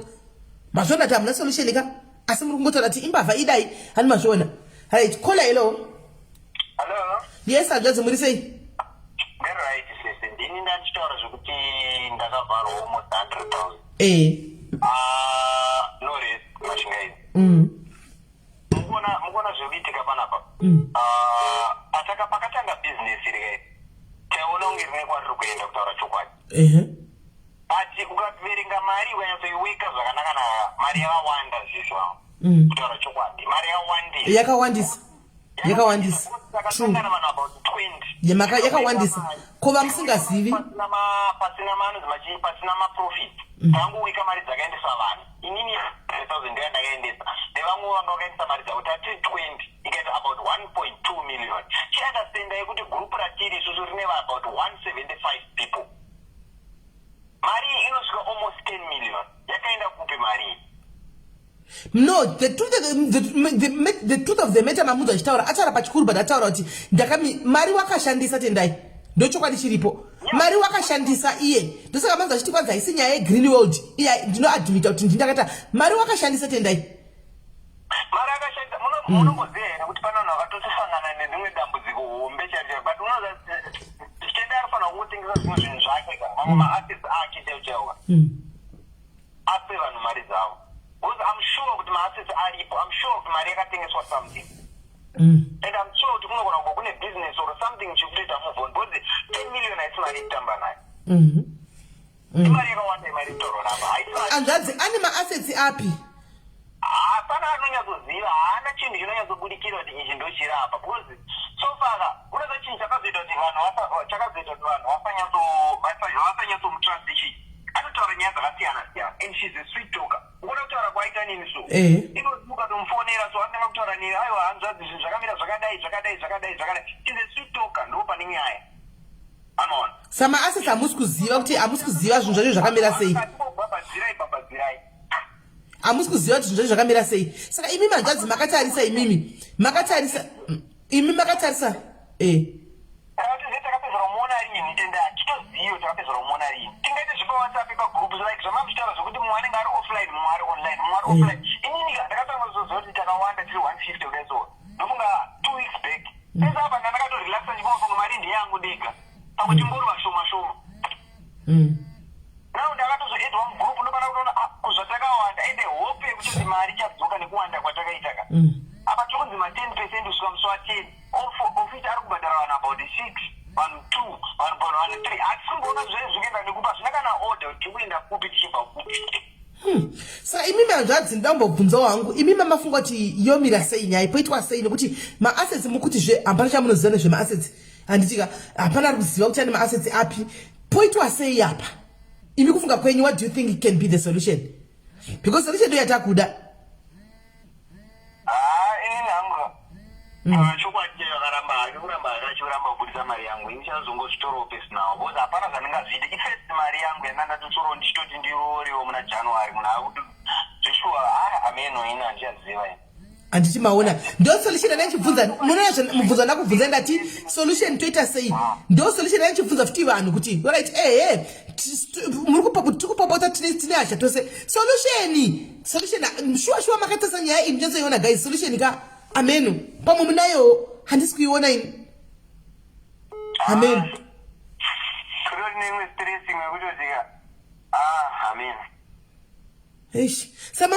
muchidatorora pana january apa zvakatoramba munhu akatokana akatoteerera pagurupu rino atozvinzwa akatoti ndonyepa handina mari yacho tendai wacho ndakatomunzwi ndakatomuudza nozvendourongwa hwangu akati achava achitaura nini abva kujobek ndakamirira kuti abve kujobek azotaura nini haanozombodzoka kutaura nini dai ndikataura naye pawhatsapp oti achandifonera ndiye achandifonera ndozotiraya kumubata futi oti achandifonera obva ati ndiye achandifonera kusvika munhu atongoenda achiti unyepa hakuna zvazvakadaro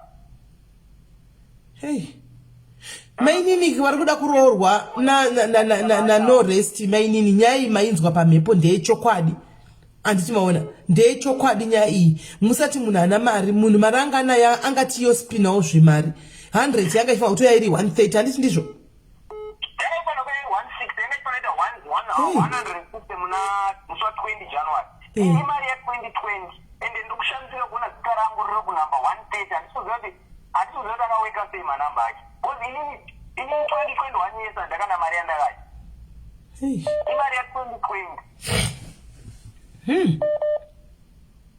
ende wanga uchida unonyetsoshaina uchiroora wena hawangoreisa wanga uchanoita kambingambinga so kambingambinga uchisvika paraini apa iyi mari ya2020 maassets api nhai guys muri kuti maassets ndabvunzawo maassets hapana munhu ari kuziva maassets tamubvunza iye akati panini handina chinhu vanhu vacho futi vakaisa mari vari kuti dai vavaziviwo maassets anawo handimaona havachoziviwo saka tingaisa munhu pakona tisingazivi asset yacho iripo dai tati kuzoti ndaya neimba kuti ndaya nemotikari takutoisa kuti ndaitengesa motikari zvino tiri kuti maassets but hatina shuwa hatizivi maassets acho saka poitwa sei zigani mbotora ava vatinzwi ava vanenge vane nyaya yavo Hello, Kola.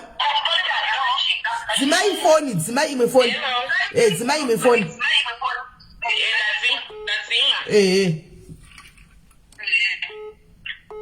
Okay, into nangu batsira angu tende ya phone SIS MELLY. I think kuti first of all ndoda kungobvunza kuti ivo vanhu vari kuti vakavharwa vakasaina here madocuments. Vakasaina mapepere kana kuti maagreement. Maybe vakadairepa because yakataura kuti hanzi ane paperwork yainayo ende akatoallocata pamari dzese dzaaitambira aibva allocata munhu stock handiti yange zvake ari aitengesa but munhu aibva ango in her books these people were supposed to be distributors obva atoisa stock inoenderana nemari inenge yabhadhara nemunhu handiti ndizvo hallo mapepa takasaina mapepa makasaina aya angari madistributorship agreement here what kind of agreement did you enter with her agreement yanga iri kuti after 2 months panodzoka profit that was the agreement yemapepa takasaina it was an investment agreement pasina nyaya yekuti achakutengeserai product yamunhu kudarira mari handina maproducts andotengesa handizivi anything about maproducts ndakatomuudza ndikati handitengese maproducts iye akatoti kana uchizotengesa maproducts it's an added advantage indikataura handina maproducts andotengesa handikazva ndinoziva nezveizvozvo nai sorry ndimbokubataiwo muromo mukoma no rest pamakainvesta mari yenyu 100,000 imi makainvesta kumunhu musingazivi kwanogara no it was a company it's a company yatakaenda kwa company uyu ndiye CEO, Tendai ndiye CEO company. Tendai as CEO company takainvesta under Greenwood. Taisazviziva Tendai iziziva kuti company iyi Tendai anofamba ari individual ndaisamboita zvinhu zvakadaro. Tendai Okay. All right, Mira imunzwisise guys, inzwisisai mu comment section umu. Vanhu ava vachijoina Mira mingine. Taura. Inini ndiri kubvunza nyaya yekuti imimi maiziva here kuti muri kubhadhara muchinzi muri madistributor but Tendai ndiye ari kukutengeserai product yenyu.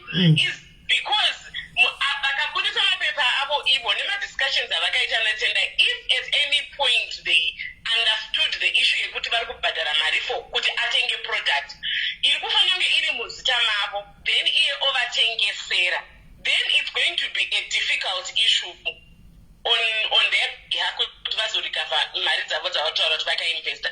But vangu vandiri kutaura navo vari kutaura kuti vainzwisisa nyaya yekuti maproducts ari kutengwa nemari yavo ende vari kutengeserwa naTendai. She is saying, give me your money, I will buy products from Greenwells in your name, then inini ndokutengesera. Ndizvoka? No, look, Sisi. Tendai akataura kuti isusu akatita mainvestor ecompany. Akatita mainvestors ecompany handiti. Company yairana. Kuti aitenga kuGreenwood. Isusu kuita ukatopinda muoffice maTendai. Unotenge maposta ekutora kuti iye haana kana anything chaakamenshena chokuti iye anotenga Greenwood. Iye akataura kuti zvinhu zviri kuitwa zviri kuitwa under Greenwood. Haana kutaura kuti ari kuzviita individually. Alright. Letterhead rema-agreements renyu imimi rakanzi chii? Letterhead rema-agreements enyu rakanzi chii? Rakanzi Greenwood here? Rakanzi Greenwood. Zvese zvakanzi Greenwood. Ndakatoshandisika up to now. Ndakatombobvunza mubvunzo yomugrupu kuti nhai Tendai, iwe uri kuuya kwazvimirira here kana kuti uri kuuya kwakamirira Greenwood? Alright, Sis Melly, inini hangu ndongopa hangu advice. First of all, I think vanhu vakavharwa mara vanofanira kutorevise attitude yavo yekuti vakavharwa kana kuti imagining that they're going to get their money in full. They made an investment and investment in a risk. Saka risk vanogona kutongozviuza zvachose. That's point number one.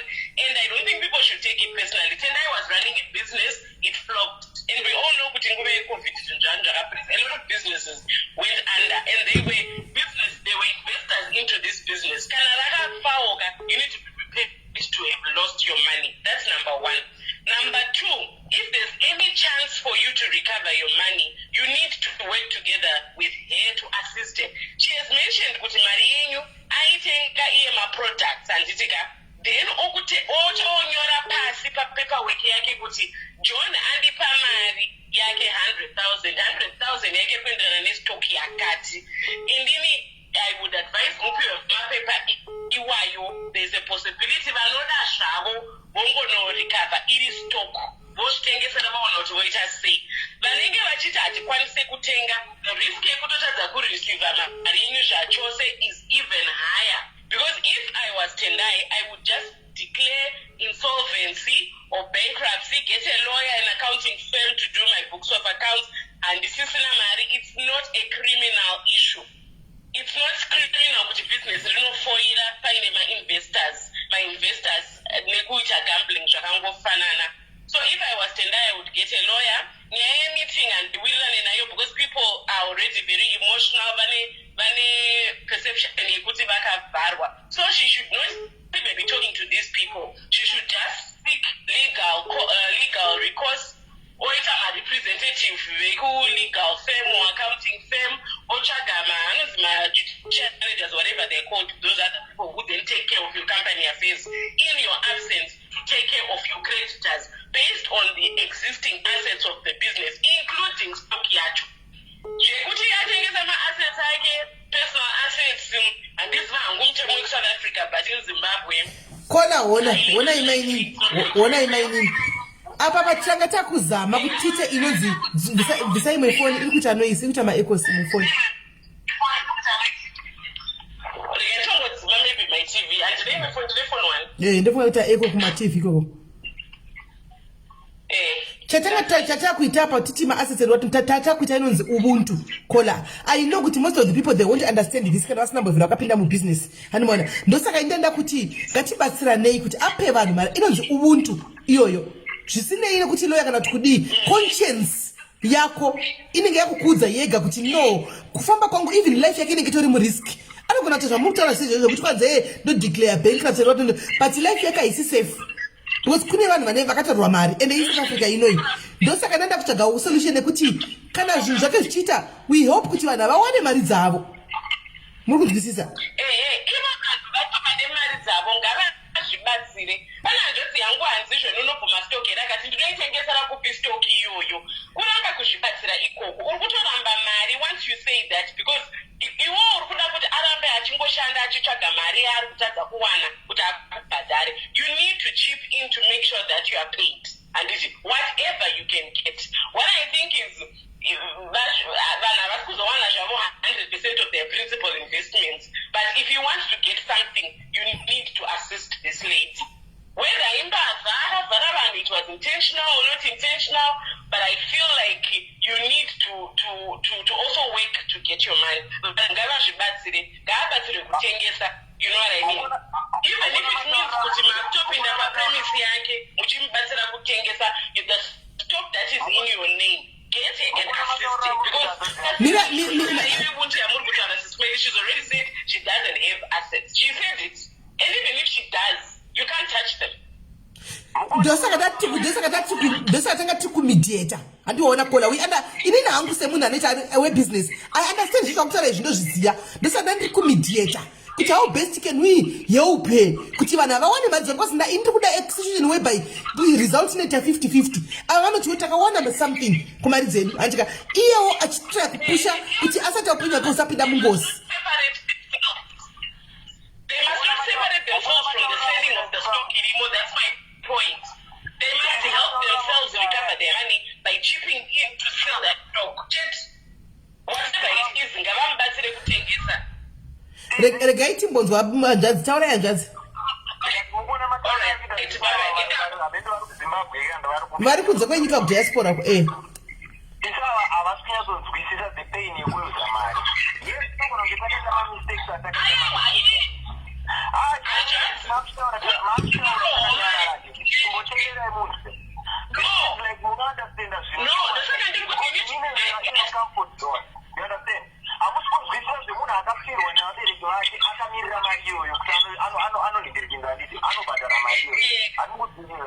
That's why you put on a machine.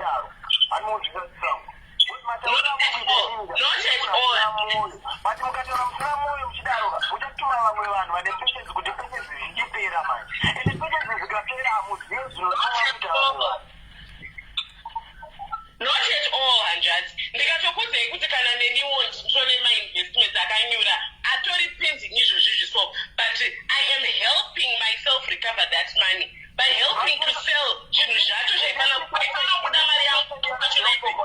I demanded to be involved. Pachona waifana kuda mari yangu. And you cannot be personal about these things.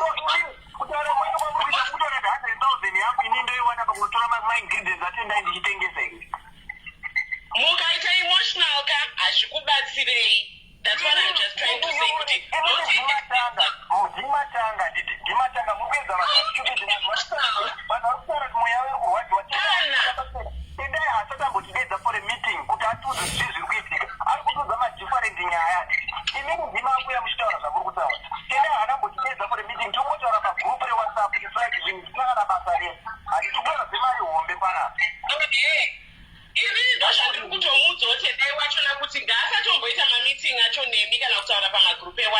Because which can be used against her. As a business person, she should now be talking to you through lawyers. But mainly wona muningina mirai anjadzi no resting mirai mining anjadzi no resting mirai mining you are not helping up truly speaking. Pane vanhu vakajirwa mari dzavo and vari kuchema ruda mari dzavo vamwe yanga iri mari yekupesisira yavanga vatora mari yese vachiti kuinvesta handiti saka imi mukaita sokuti tendai ngaazodai azodai aende kumalayers azodai makuita kunge muri kutora side rekudhifenda tendai kuti vanhu vanyure mari dzavo maybe aritiso mukunzwisa here point andizvamataura so ndosaka ini ndanga ndati imbomirai hanzvadzi ndosaka ini ndanga ndati inini handitika ngapaitwe solution yekuti mari iwanikwe sei mukataura muchidaro now its like makuita zokuti muri kumbira ndikunotendai kuti ndakuita kunge ndiri insensitive. Exactly. Yangu no rest and the rest of the people concerned. Panguva yakadai soka ndekuita bata chawakwanisa kubata. Pindai muoffice matendai macho. Mutange kurikava mega mari dzenyu because kumumirira muchiti mimi hamukwanise kutengesa iye ndiye anozvigona, she's not going to do it. You now need to be more practical. Mari inorwadza zveshuwa, unosara usina kana seti waisa your last investment mukati. But and that's yes. Sister ndai vakaisa mota vachitengesa mota vaitengesa mota yavaitengesa. What are you? Vakati mota indoida handiri. Ende mota iyoyo ndatoida for second load. Mota indoida. Then vakati kumari yachimatipa mota ika yavaiti kutofundira upa mari yangu ndinoziva ndakabva dzinapo zoti pamwezisi half down. Mota yaikosa exact money yanga iri mari yangu. But ndakutongozoti ndabuka but for now. Ndai kuzoti vakatindira kuti vakati mota iri kuda cash. Cash yacho ndeiwane cash yacho ari yanayo. Asina mota iri kuda cash. Pasina cash mota yaitori. So ndatotsora ndingwavha cash because cash ika imari yekuti iri panaita sei mota imota yandikutotsvagawo kuti pamwe ndingaisopa take a load or something. Handiri. Ko mota iri kunzi mari? Mota iri kunzi 45,000. Ndeyani mota iyi?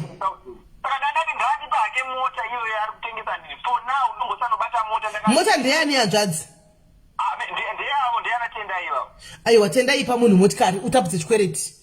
Tindo ipa munhu chikwereti. Ipa munhu motikari kachipa munhu motikari utapudze chikwereti utotiza kuti -1 pa 45,000 uzati wakutokwereta 55,000 ipa munhu motikari imota rudzi ameno kamweka ichi mota rudziko but it's 1997. I don't go waste that much but in that no it's okay I'll take it for 45,000 it's okay but ndaida kungo negotiate onai but akabva ngotaura spirit akati ari kuda cash pamota because anobhadhara ma 10% but still inini mari yangu haichinje kuti tendai ane mari yangu apa inandati ndikatorawo mota ndikambogarawo nemota iyoyo at least pamota yedu tombondisevherawo mari ndikatomboitawo zvinhu zvine musoro ndikaisa patenge loti ndikatomboita zvinhu zvine musoro unoti kuzozorora zvanga uchida kurora maona manje but manje pari kunzi pari kutodiwa cash but cash yacho ndiye anayo iko. Right, apa pachavepo manje ka guys ka I think imimi ka pachenyuka truly speaking let's do this ka imimi akawanda chita inyaya ichitora inyaya imunde naye kumutemo hamuzvioni chaiko chakuneve mutemo makambozvitoya ona white sign of mutemo sisi pane time ende mazimbabwenzi ari kunzi arifana kubuda muno South Africa mukatarisa pane time ka mitemo inobvunza kuti uri kukwanisa kubhadhara mari uri kukwanisa kubhadhara inoti uri kukwanisa kubhadhara hauma uri kukwanisa kubhadhara mari pemani ani mazwisiza mari dzinongonatozosvika kana pakutoenda sanombopuwa kana 20% or 30% yemari ndozvana ndichitaura kapekutanga pabva nanchiti ngatibatsirane ka vanhu vakati ndozvana exactly zvana ndichitaura kuti pave netime manje kune kwavanibata yo munomu handitika ndozvana ndichitaura izvi ndozvana ndichitaura exactly buda pachena tende ngachibuda pachena amire nesu auya atiudze kuti zvizviri kuitika pane kungoti nyaya dzedu dziperere pawhatsapp but takapinda muofisi tichisaina nyaya no right tendai sezvo takumbira kuti meeting uitwe audeze vanhu I think she should stick to that muonesane muri paground I think ndo zvingatoita vana nzvadzimika namasvika apa nditika chiteereraiwo mutaure naye munzwe kuti zvakamira semuchionesana tendai kana wave ukauteerera hanzvadza vana nzvadza mota iyoyo I still strongly believe kuti why can you not give hanzvadza vari kuida uzototapudza chikwereti if something is better handiona pane kuti urambe nemotikari handitiwazviona but itachita zvenikikiri zvemeeting udeze vanhu vamite meeting nokuti vanhu havasi kuda zvokuenda kuvanhu vemutemo akuti pave netime and zvesure you are right point yenyu hanzvadzi iri right because tendai anotorwa kumutemo kakuyaka obvunzwa isivhu kesi obvunzwa kuti nemari yevanhu ava oti ndine mari yevanhu unokwanisa kuvapa mari Animona oti ini pamwedzi poga poga ndokwanisa kuwapa 500 rand each. Panozoti November pa vanhu vachinzi ngavachinda ka munenge mapiwa mari yenyu pa 100,000.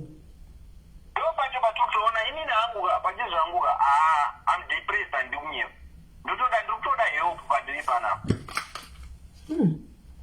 I'm depressed and told me because it's my first mari yangu ndakabata ndakapembesa mari ndisina kana mota ndichitofamba netsoka mfumo. But kungu nanzi fraud handizivi manje handizivi mtulisi andinyasezo kutoziva manje. Hanzi indai munoripota case because it's fraud. Case because it's fraud. It's fraud, Africa. Hanzi fraud name fraud and then munoripota case. Komandi kutry izvo zvanjadzi. Why can you not do that? Tiwana tichi. Ukumtemo. Bacha makadana judge. Bacha makadana. Call hello. Hello. Hello. Taura itukunzwai. Tindikunzwai. Ndabva zvakukubasa ndoda kurara upedza mudzabva dzapera ndichinzwa mewe vari kutaura zvokuti ende kumaloya muende kumaaccountant muite sei pamari dzese dzakabatwa nevanhu pavachabhadhara maloya vachibhadhara maaccountants mari yacho iya vari kuda kuzobhadhara vanhu vese vava vakatoipa zvavo vanhu vari kuspereti navo asi zvinenge zvirinani zvitori nani stereki zvinenge zvitori nani pane kuti munhu atange kuita malegal action uri wakabata mari dzevanhu inenge iri yechilegal action yacho. Ndopamunozongonzwa kuti munhu aurayiwa or something chazoitika bcause pamwe pacho unozongoona kuti zvitori nani hapana kuti tatoluza hapasina toitei. Aiwa ipapo tochiita sei hapasina munhu tatongoluza hapasina taluza ozovaridza mari yakawanda kudaro then chimwe. Saka imimi hanzvadzi makati changamu chimbobatana nazvo zangu ari panapa kamumboenda kupolisi mumbonoisa nyaya yenyu muzotaura kuti kudii. Chimboendai kupolisi mudzoke nefeedback andije timbonzwa kuti ive mutemo wacho vari kuti chii. Indai kuwhatsapp police still meanwhile takamirira band tichiona kuti kupolisi anenge achikudii kana zvichiita tibesere tabhadhire vanhu mari dzachona zvine tinoti tichida tsvaga way kuti vanhu vapiwe mari dzavo otherwise anogona shaya mari dzavo zvachose.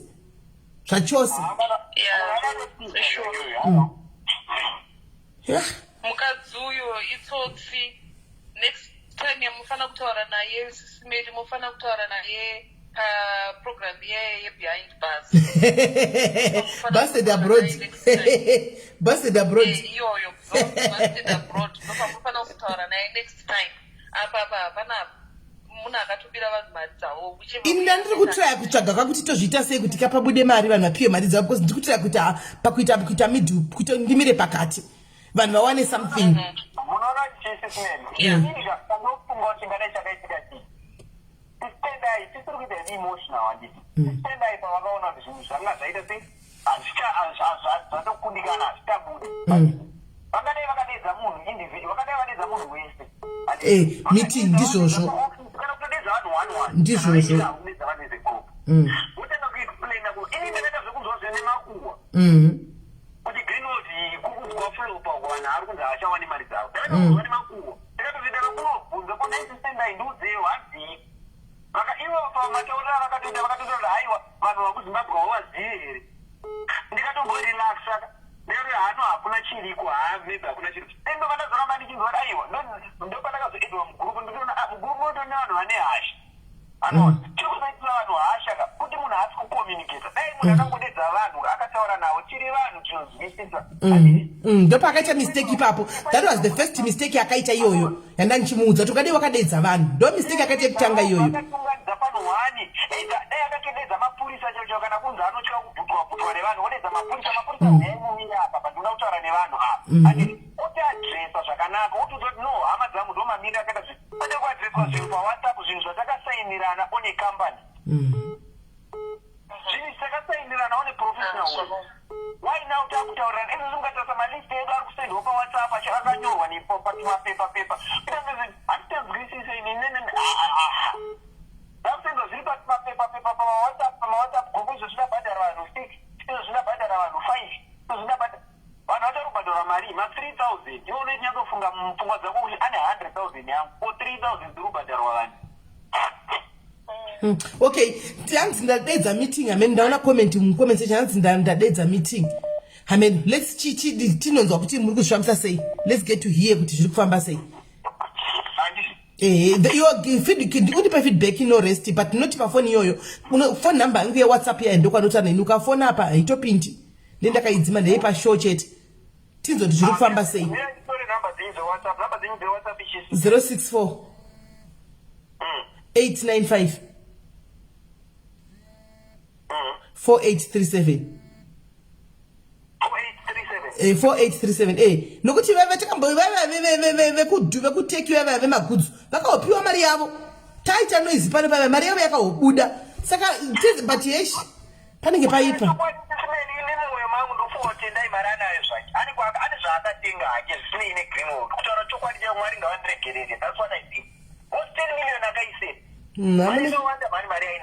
mune kodzero yekufunga kudaro ichokwadi nokuti maproducts 10 million ewo akawandisawo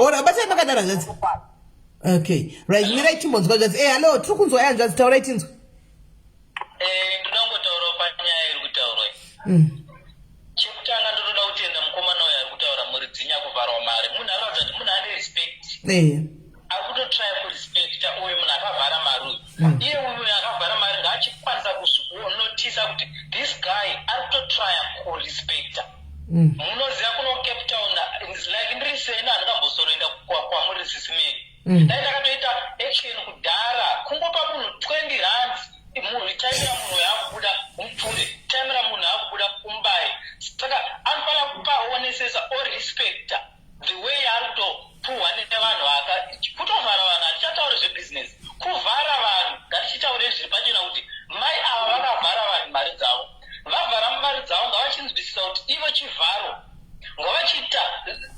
ngavachipira vanhu kuti zvavakavhara vanhu the solution yavanayo ndeipi the way forward yavanayo ndeipi and munoziva vanogona kuda kutora advantage futi izvo zviri kutaurwa macomment section vachazvitora seadvantage kuti manje vanhu vanonga vakuda kubuda it's another advantage yavachatora futi iyoyo kuti vakaenda kukoti kunenge kwava kuti maloya chichichichi and obvious vari kutemba futi kuti mapaperwork inenge yakudiwa zvinhu futi zvatofanira kutarisa izvo kuti mumwe munhu anogona kunge akada kuinvesta but haana kana passport ivo vanogona kunge vari kutozviziva kuti maivavava kuti iadvantage futi on her side saka tofanira kutarisa both sides ava mai ava ngativataurire chokwadi kuti chivharo zvebusiness vagara vataura kuti it's not business because vataura kuti tisaiste zita regreen chakutiyo ini ndini ndakadya mari zvichira kuti ivo ndo vakadya mari ngavachitaurira vanhu kuti guys ndakadya mari so uyu mpesi kana akavapa 50,000 how can you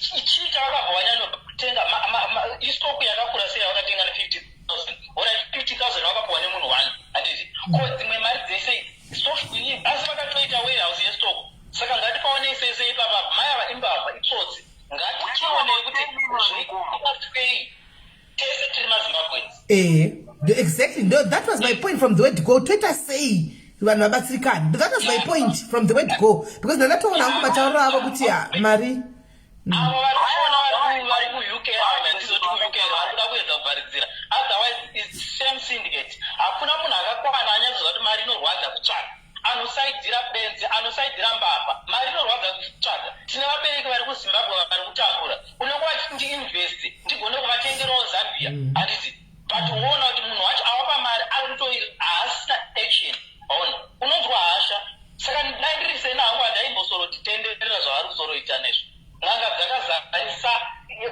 kuno kune makaradhi ekuti ndokomupaka mari taimira munhu uite sote zvoperezvo saka ngavafanire kukosheswa respect yavari kupuwa nevanhu west part of it anogara muarea mangu saka munoziva paanogara akaima no west part of it. Anogara area mangu. But anenge achingonzvenga. Kuti vagare uneni pasi vanyatsonditsanangurira kuti kuti tiri kudai. Anenge aingotaura paWhatsApp achingojamba. Zvinoindo ziya zvipi? Product akatengwa ne10 million ndei chii chakatengwa ne10 million? Yeah, this is getting hot. Yeah, inini hangu hatikwanise kunongedza munhu ndishinoda akazotenga matraki akazotenga mota dzeuber akazotenga chibhozi handina chandoziva vamwe vataura zvavakutaura bhozi hameno vanenge vanaka zvono ina handina chandoziva but inini ndiri kuenderana nevanhu vari kutaura zvavari kutaura izvozvo bhozi handina proof zvavari kutaura kuti vakatenga but vaichekenda kupi hanzi akatengei avanhu varuzhinji vari kungotaura zvakawanda vanhu varuzhinji vari kungotaura vachingutaura hatisina anything chiri mutamake because vanhu last mota yaizikanwa vachidhiraivha isapo iland rover mota hombe chaichaipo hachodhiraivha mota iyoyo hameno vanhu vanongotaura but ine handikwanise kunongedza kuti akatenga ichi akasiya ichi akatenga ichi because handina chandoziva handizvi ndizvizvezvo so ndikutaura zvinhu zvandiri kuziva haasi kundaupdata so ndofunga sei haasi kundiupdata tendai ndofunga sei akatiratidza kuti mabhokisi emishonga akati aya mabhokisi aya ndo stock yake mabhokisi emishonga so kurati mari yese iri mumabhokisi emishonga iwayo imeme mabhandi mazwa mapuraizi avo ma400 pane mabhandi mangani handizivi ukuona manje iwe hausi here yemishonga iyi kashopu kacho mukakaona kashopu kari kutaunungo kadiki diki hamene pamwe zviri kurongwa tisingazivi akanzi nevanhu tatid handi unotaridza stock up to now haasati aradza vanhu stock angosenda maphotos emamwe mabhokisi aakasenda maphotos hatikuziva handizive kuti zviri zvichifamba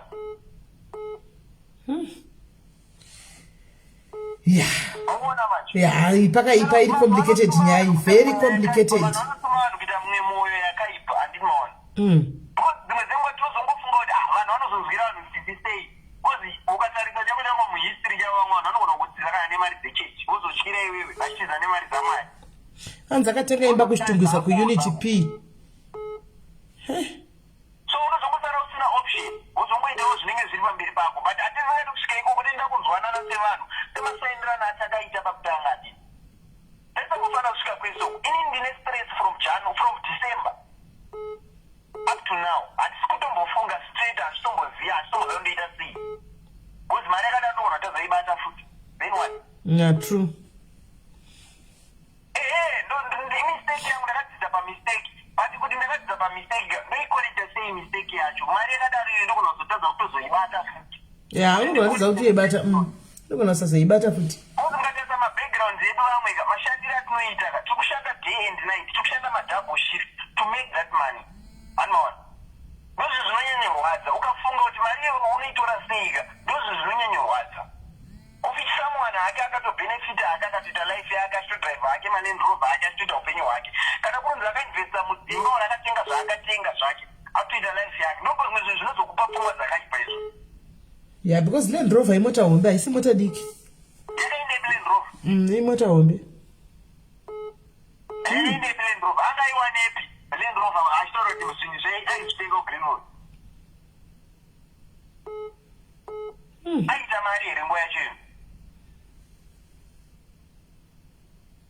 pane nyaya homba pasisime kutaura chokwadi chaichecho nyaya indonyatsotariswa bcause inini chatiri kuona ka she's just buying time kuti aende kwaada kuenda ane plani yake already nema10% zvenyu zvekuti guys vanhu vakuti kwai mabvuma kusoftware nemabhandeka imbomirai guys imbomirai I'm trying to find a solution guys handiti because it seems like kungoti hamuzi you don't know mutemo tunoshanda sei ndosaka muchimhanyenyi kudaro you don't know kuti mutemo unoshanda sei I'm trying to find a solution guys kuti vanhu vawapuwe mari yavo nokuti truly speaking regai already handiti avati ngavaende kupolisi mangwana vachauya nefeedback mirai vagwadzokudza feedback from the police mangwana ndopa muchaona kuti ndikutaura zvandoziva mirai vaende mangwana kupolisi vagodzoka nefeedback I was trying to find a solution kuti ngavadzanga solution yekuti vanhu vapiwe vawane something havawani mari yavo vese ndataura ngati mari yamuchaiwani mese ndochokwadi chiripo for now but at least something can be done kuti vapiwe mari like yemota iyi mota iyi ngaape anzvadzava mari mota iyoyo ndakatoti ndakatonipa hake mota katitoisaina zvete ndotomboziva kuti pamari yangu 100,000 yangu at least ndatombobatawo 45 yemota iyi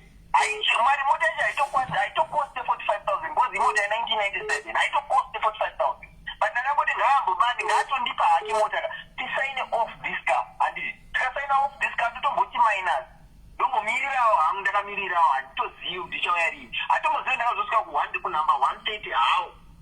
mari yangu iri ya2020 ndozvimwe zvandaibvunza hara kundipindura izvozvo.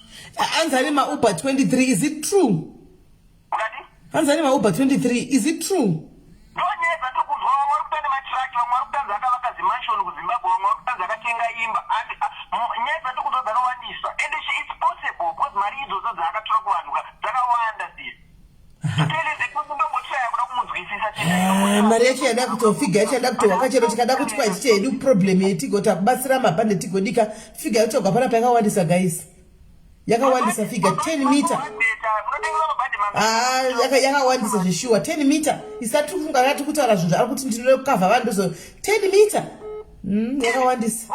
Munozati takasangana vanhu 18 muparade tikaverenga tikaweka apa taiweka mari dzataiweka anga dzadzisiri mari dzemaprofit taingoweka mari dzakaiswa nevanhu mari idzodzo dzakasvika ku1.2 million takangoweka vanhu 18 apa pane vanhu mugrupu mune vanhu 175 Nyaya Jadzi koku approacha Greenwald yacho. Yeah, I think approach Greenwald is the best way. Since makabata mapepa ane logo ye Greenwald, you apply you approach Greenwald zvo zvaari maindi machaina Greenwald. Aiwa, pane vanhu vari kutaura vakaapproacha Greenwald vakatotaura kuti Nyaya achatoshandire muGreenwald hanzi akabuda here hanzi because of this fraud thing. I don't know, handichatombonzwisisi. Sa iyo Greenwald kadi closure 5 complaint. This is a very big thing. Taura chokwadi chezvo. Ende zvakutondikurirawo maybe ndaita mucheta hangu panyaya. Ameno kana pane mumwe munhu anoiona imwe pfunguwo inenge iri nayo. Vamwe hatichakwanisa kutofunga straight. Dzimwe hasha dzatiri kuita hama dzangu imari dzatiri kudzivirira. Yeah, I understand you. I understand. Ukunzwisisa. I understand you. I understand you. Atitogori vanhu vane hasha kudai tinowo vanhu vane soft but zvazi amana saka mari yese yongonyura here izvi tongopa umwe munhu ongorarama hake life yake utongoenda hake. No. Imboenda kuGreenwald mese mubononzwa kuti maChina yanoti kudi. Greenwald yacho iri kupi ndozo munozasoka. Ko vari kuti vaka-approacha kupi? Vane munhu waitaura naye anonzi Bruce. Ndiye waitaura naye. Ndeye kune munhu iye. Taura nemunhu iye akudze kuti how best can you channel it kuti musvike kuGreenwald. Inangu handizire zveGreenwald. Kuti munozvita seti musvike kuGreenwald kumusoro ikoko. Sezvo mapepa enyu akanyogwa ane logo yeGreenwald. Uchitosaina mapepa everything zvakarongeka hambo kutaurira kuti arikushanda ega tendai. Tendai anotokutaura ndikushanda under Greenwald. Mushandisa izvozvo ndozvamakushandisa right now kuenda kuGreenwald kwacho. Hatitombozivi. Eish. Now ndatostuck. Ndakatombozama kuda kumuteerera tendai. Ndakatombozama kuda kumunzwisisa. But hatauri zvinonzwika. Akandinyepera uko unonyepera mumwe musuno unoyaita hanzi zvimwe zvacho nyaya dzacho anenge achinyepa akanyepa uyu onyepera uyu otozobvuma futi kuti apa ndakanyepa bhozi mama kundipa pureshi apa ndakanyepa bhozi mama ashoma ndo maitoronda bhizinesi here iwayo Right. Anotozobvuma mukatozomisa pakona kutozobvuma apa ndakazonyepa bhozi mama kundipa pureshi apa ndakazobvuma bhozi mama kundisa pakaresu apa ndakazotozwisisa here zviro zvakadaro. Yeah. Right, ngatiitai part 2 yenyaya iyi. Imi chimbomhanya maenda kunhingikiri mumboenda mumbotsvaga madetails eGreenwald wacho tione kuti zvingafamba sei. Anonzi Tendayani? Ane masene mutuyu akatobva akatobviswa even paFacebook paka achatowanika anonzi pane inonzi Tendai Mbanje neimwe futi imwe sene vane masene mutuku akatobvisa achitombowanike pa social media. Vanhu vari kutaura kuti munhu atori consta avo ndokutaura kwavo handitozivo havo inini ndaida kuzwawo kuti Tendai vachita inini vakada vakauya apo kuti nditaure navo vanotonyatsoндipindura ndakavabvunza ndikati sisitendai handidi kuzwa zvinhu nemakuwa nyatsondiudzai kuti chii chiri kuitika. Tendai vakati haiwa makuwa pane vanhu munoziva vanhu vekuZimbabwe kana vanhu vakabatsirikana vanhu vanozongotarisa zvakaipa zvako havanatombotaura zvakanaka izvo zvinhu ndo padava kunyatsoona kuti haiwa zveshuwa kunyurawo.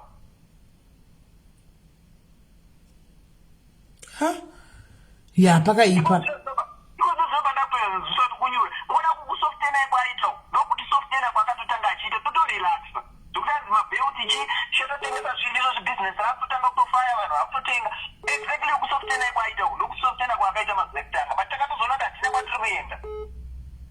Ewa kaitira tunakusofitiwa tinenge tichiti tikuda kuzama kuti paite solution. Handiti inachizama kuti paite solution mpakati penyu. Sezvo anmeno. Zvino mama tuna mukati SIS MELLY software tichitsvaga solution kuti zviitwe amicably. Handiti nekuti amungangouya pana pato vatanga nesitosomudza fire tuti hondo nayo totomhanya inogona kutozosabuda kandi panga pane potential yekubuda mari. But now that you are explaining kuti mari is more than kutaurwa iri kwa 10 million ka ndatobva rapera pawo. Aiwa zvakutaura 4 million hazvina kuita because vanhu 18 vakabudisa 1.2 million zvekuti mari 2 million izvo ndoramba pachena chena anogona kuya akaweka tiripotesa izvo zvindoramba because vanhu 18 vakabudisa 1.2 million inozi vanhu 150 175 vanogozobudisa 2.5 million hau ivo vanhu 18 vakabudisa 2 million vakabudisa 1.2 million. Right, hold on bata wakadaro mira. Right, hold on.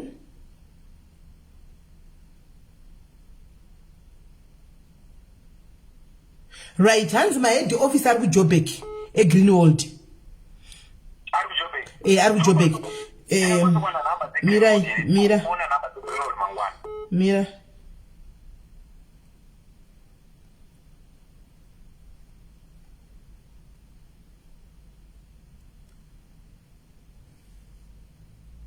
Yeah, pakaipa. Amatozoita inyi zvakanaka sisi vangu matozobudikira because kunguva dzadedza dzenza atozotibata hatirai matoita zvakanaka totozotaura utese mupfungwa. Aiwa zvaita zvakanaka because yaingoload yaingofa yakaload. Pfungwa dzadzatotibata. Hello, hold on. Hello, SIS MELLY. Muri sei? Mushe. Mukomana vantu kutaura ngavaende vanomuripota kupolice. I remember last time pane program inoitwa kumoja love inondiskipa ma5. Pane vamwe vakatombosunga ma-South African vaya vachinyepera vanhu maproducts eGreenway Huyai vakasungwa. Tonomuripota kubizini? Hanzi police. Police station. But in kukucha grey numbers eGreenwold zeshe dzekuJoburg idzodzo. Andidi. Yeah. I think ndikaona numbers eGreenwold we can tokwanisa kufona tombotaura neGreenwold tombosada ofa. Ndizvozvo. I think ndizvozvo. All right, Kola, thank you. Nomauya anoita naye ra. Eish. Oza inini handisina kana kutoti ndoziva kuti ndoita sei. Right, saka hanzi muri kupiwa address. Handika ndichapiwa address. Kana ndapiwa address number dzangu ndakupa handika ndibate ndobva ndobva ndakupana munochakutsvaga number dzenhikiri dzekuma offices kwavo nokuti ari kutiona iye anotoenda kuGreenwold ndidistributor so so kanzi kana kasungwa komari ndopacho pari kunetsa kuti I tried kakuti ndindavhinika vanhu vakati ndatengwa nebhandi ini bhandi ndaichingoti ngari uye tione kuti rinoshanda ikashanda tite plan dzekuti vanhu vapiwe something hatina zati mari iyi yakareba kusvika kuma 10 million hanimaona because akasunga zvavhara namari hapachina paichabuda ndozvana ndichizama kutaura kaizvozvo but vanhu havasi kuona zvandiri kufunga ini zvana ndichifunga inini people were not seeing that zvaonekwa nevashoma vakawanda vana kuzviona kuti no kunosunga anogona akanosunga zvichiwa mari chaicha haichitobudi mari yavo yanyura hanimaona. Alright, SIS MELLY hatimodzoka kunyaya yenyu. Alright, inini hangu ipapo apa ndakubvuma kuti ndamboshandisa ma-emotions handiti. Alright. Saka imimi mati muchamaketa ma-products ake. Handiti. Ombotengesa ma-products ake. Munoti vanhu vangana vanobhadharwa. Aiwa ine chatodi kuitenga achitotengesa maprogram kuti yave kuma 10 million mari inobide pima 10 million. Hakuna warehouse kwai hakuna warehouse kwai matibag yekuti wanirege chita 200 400 amen. Aiwa, imi mane number dzake. Number dzani? Dzaatendai. Ndinenge ndinadzo handiri munadzo here pane nhakambondipa I think ndikatomusendera message. Ngakusenderei list revanhu nemari dzavo. Munoti mari inosvika ku 2.5 million here. Chere kana kasvika ikoko kana tikadarika todi. Takuta apa takuda solution apa zvazi kuti muone mari yenyu. Takutsvaga solution yekuti mari yenyu pamweni ndindokuita zvekunyepa ndichitarisawo nefiga yangu yandinayo zvangu pamwe ndindokuita zvekunyepa. Saka imi police vadzadzendai kupolice. Go to the police station. ende police station zvanzi mangwana muzotipawo chokwadi kuti zviri kufamba sei. Meanwhile ndichipiwa futi mafoni numbers uyu maadress ekugreenwold kudai zvaigona kune vanhu vaenda in person.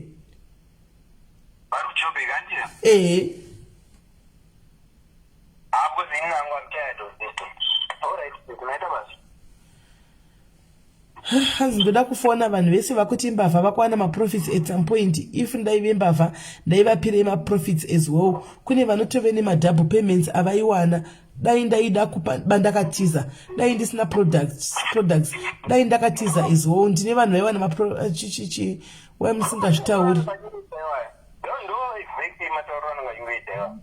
Vanhu vacho vakambopiwawo maproducts muripowo here vedu vakambopiwawo mareturns timbokuonayo. Makambopiwawo madouble tokumbura mumbofona one chat atoti ndakapiwawo sure investment double inonzi iyo mari yacho yo double ngambofonawo tione zvisho kune vakambopiwa. Alright, itai zvoundibata mangwana ati itai izvo zvomundibata mangwana. Alright. Guys, nyaya iyi kai handizivi. Regai vananzvadza vaende kupolisi mangwana. Kana aenda kupolisi mangwana tunza polisi iri kuti kudii handika then totangira ipapo. Unaona? Tipeka proof tinde kuti kune vanhu vakabhadhaka because yashatove neconfusion chaita kutofunga pamwe unenge uchitonyepa wewe. Tione proof yevanhu vakasendera vakapa madouble payments apa. Tipewo proof tione. Because nyaya iyi ndikuona ichitoipa. Nyaya iyi ndo nyaya ichaipa kutoipa chaiko. Kola hello. SIS MELLY. Munoziva kuti chii? Nyaya imuonera ndiri kuita ka. Tenda yakasungiswa handiti. Vanhu havachawana mari yavo. Muri panzwisisa. Sekutaura kwaanga aita kuti mumutengeserawo. At least munoziva kuti ukapiwa kana 2 rand. Zvinogona kuva nani pane kuti unonyura zvachose.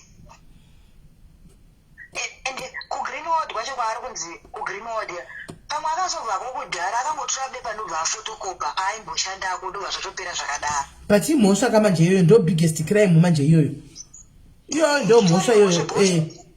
Washandisa zita remunhu handiti. Rekambani yausinga Number 1. Number 2 wafrauda vanhu. Kana akasungwa tendaika vanhu havana chavari kuzombofa vakawana even coin. Trust me SIS MELLY. Ende tendaika mukada kumucherechedza handimanzwa paipe achitaura kuti hanzi mari yainayo squared it's 2.5 it's plus or minus handiri mukupaona. SIS MELLY makamboita business remadomasi mimi handiti. Ukatengesa ukaona $20 nangotsakatika kutenga salt nemadomasi neshuga kamba yazviti unotowana zvaunoita. Tenda ane something chaakaita kana asina kuita kuZimbabwe akaita kuno kana kuti ane maplans ekuti nhasi kana mangwana anogona kuenda somewhere handiti. Asi nyaya yekumusungisa haisi kuzoshanda nekuti mwanje akatongosungwa zvavharana hapana chavanombova vakawana because izvo zvimanje vanhu vanogona kunzendai kumba vanhu vanogona kuenda nokunozinda beteve vanoda kufambira nyaya iyi handiti chero vasina kuenda kumba handiti vanonobvunzwa bepa achaenda kukoti. Ukaenda kumapurisa aubvunzi bepa ukaenda kupolisi aubvunzi bepa anoenda kukoti nhasi oenda kukoti mangwana handiti. Ichazopedzera nyaya yamukati memapepa kupera kwezuva inopedzera yamukati memapepa because achanzora iti ndokuisira mari maakaunti muri kuzwa panozobuda mapepa SIS MELLY ada kuisirwa mari maakaunti ane akaunti here because maakaunti ese anenge afuriswa. Alright, regai vaende kupolisi mangwana tigozonzwa tinivere vanhu vanoda kurara tine dzimwe nyaya dzakamirana tingatozoita I think imwe tichatokansela pane time toita zve1 saka regai alright pakaipa right saka regai guys tiite izvozvo timirire kuti vaende kupolisi mangwana and then tonzwa feedback kuti kupolisi vafamba sei then we'll take it from there. Hani mukuzvona to take it from there. Regai tipinde munyaya yedu yechipiri handitika haya idzi nyaya dzakadai inofanwa nguva yakazvimirira because nyaya dzesikamu dzinonetsa right. Namba ndapiwa namba dzenyu ndapiwa guys dzeheadquarters yenyu yekujobheke Greenwood. Namba ndapiwa namba dzaindapiwa vanhu vegreenwold dzekujobek kuma CEO kuma Jobek headquarters. Saka ndichakupai namba dzenyu kuti kuti moungana mofona ku headquarters motaura nyaya yenyu handiti tona tivo vane iyi response achiti kudi nyaya ishi namba ndapiwa andika namba ndapiwa atopiwa riri flyer inonzi Glory Jewel amen namba ndapiwa alright torine number 2 alright saka ndokupai namba mofona. Saka guys takupinda munyaya yechi2 andika musaenda don't go anywhere ndakungokata ndobva ndadzoka anditi ndobva ndangokata tobva ndatodzoka anditi don't go anywhere we are still here.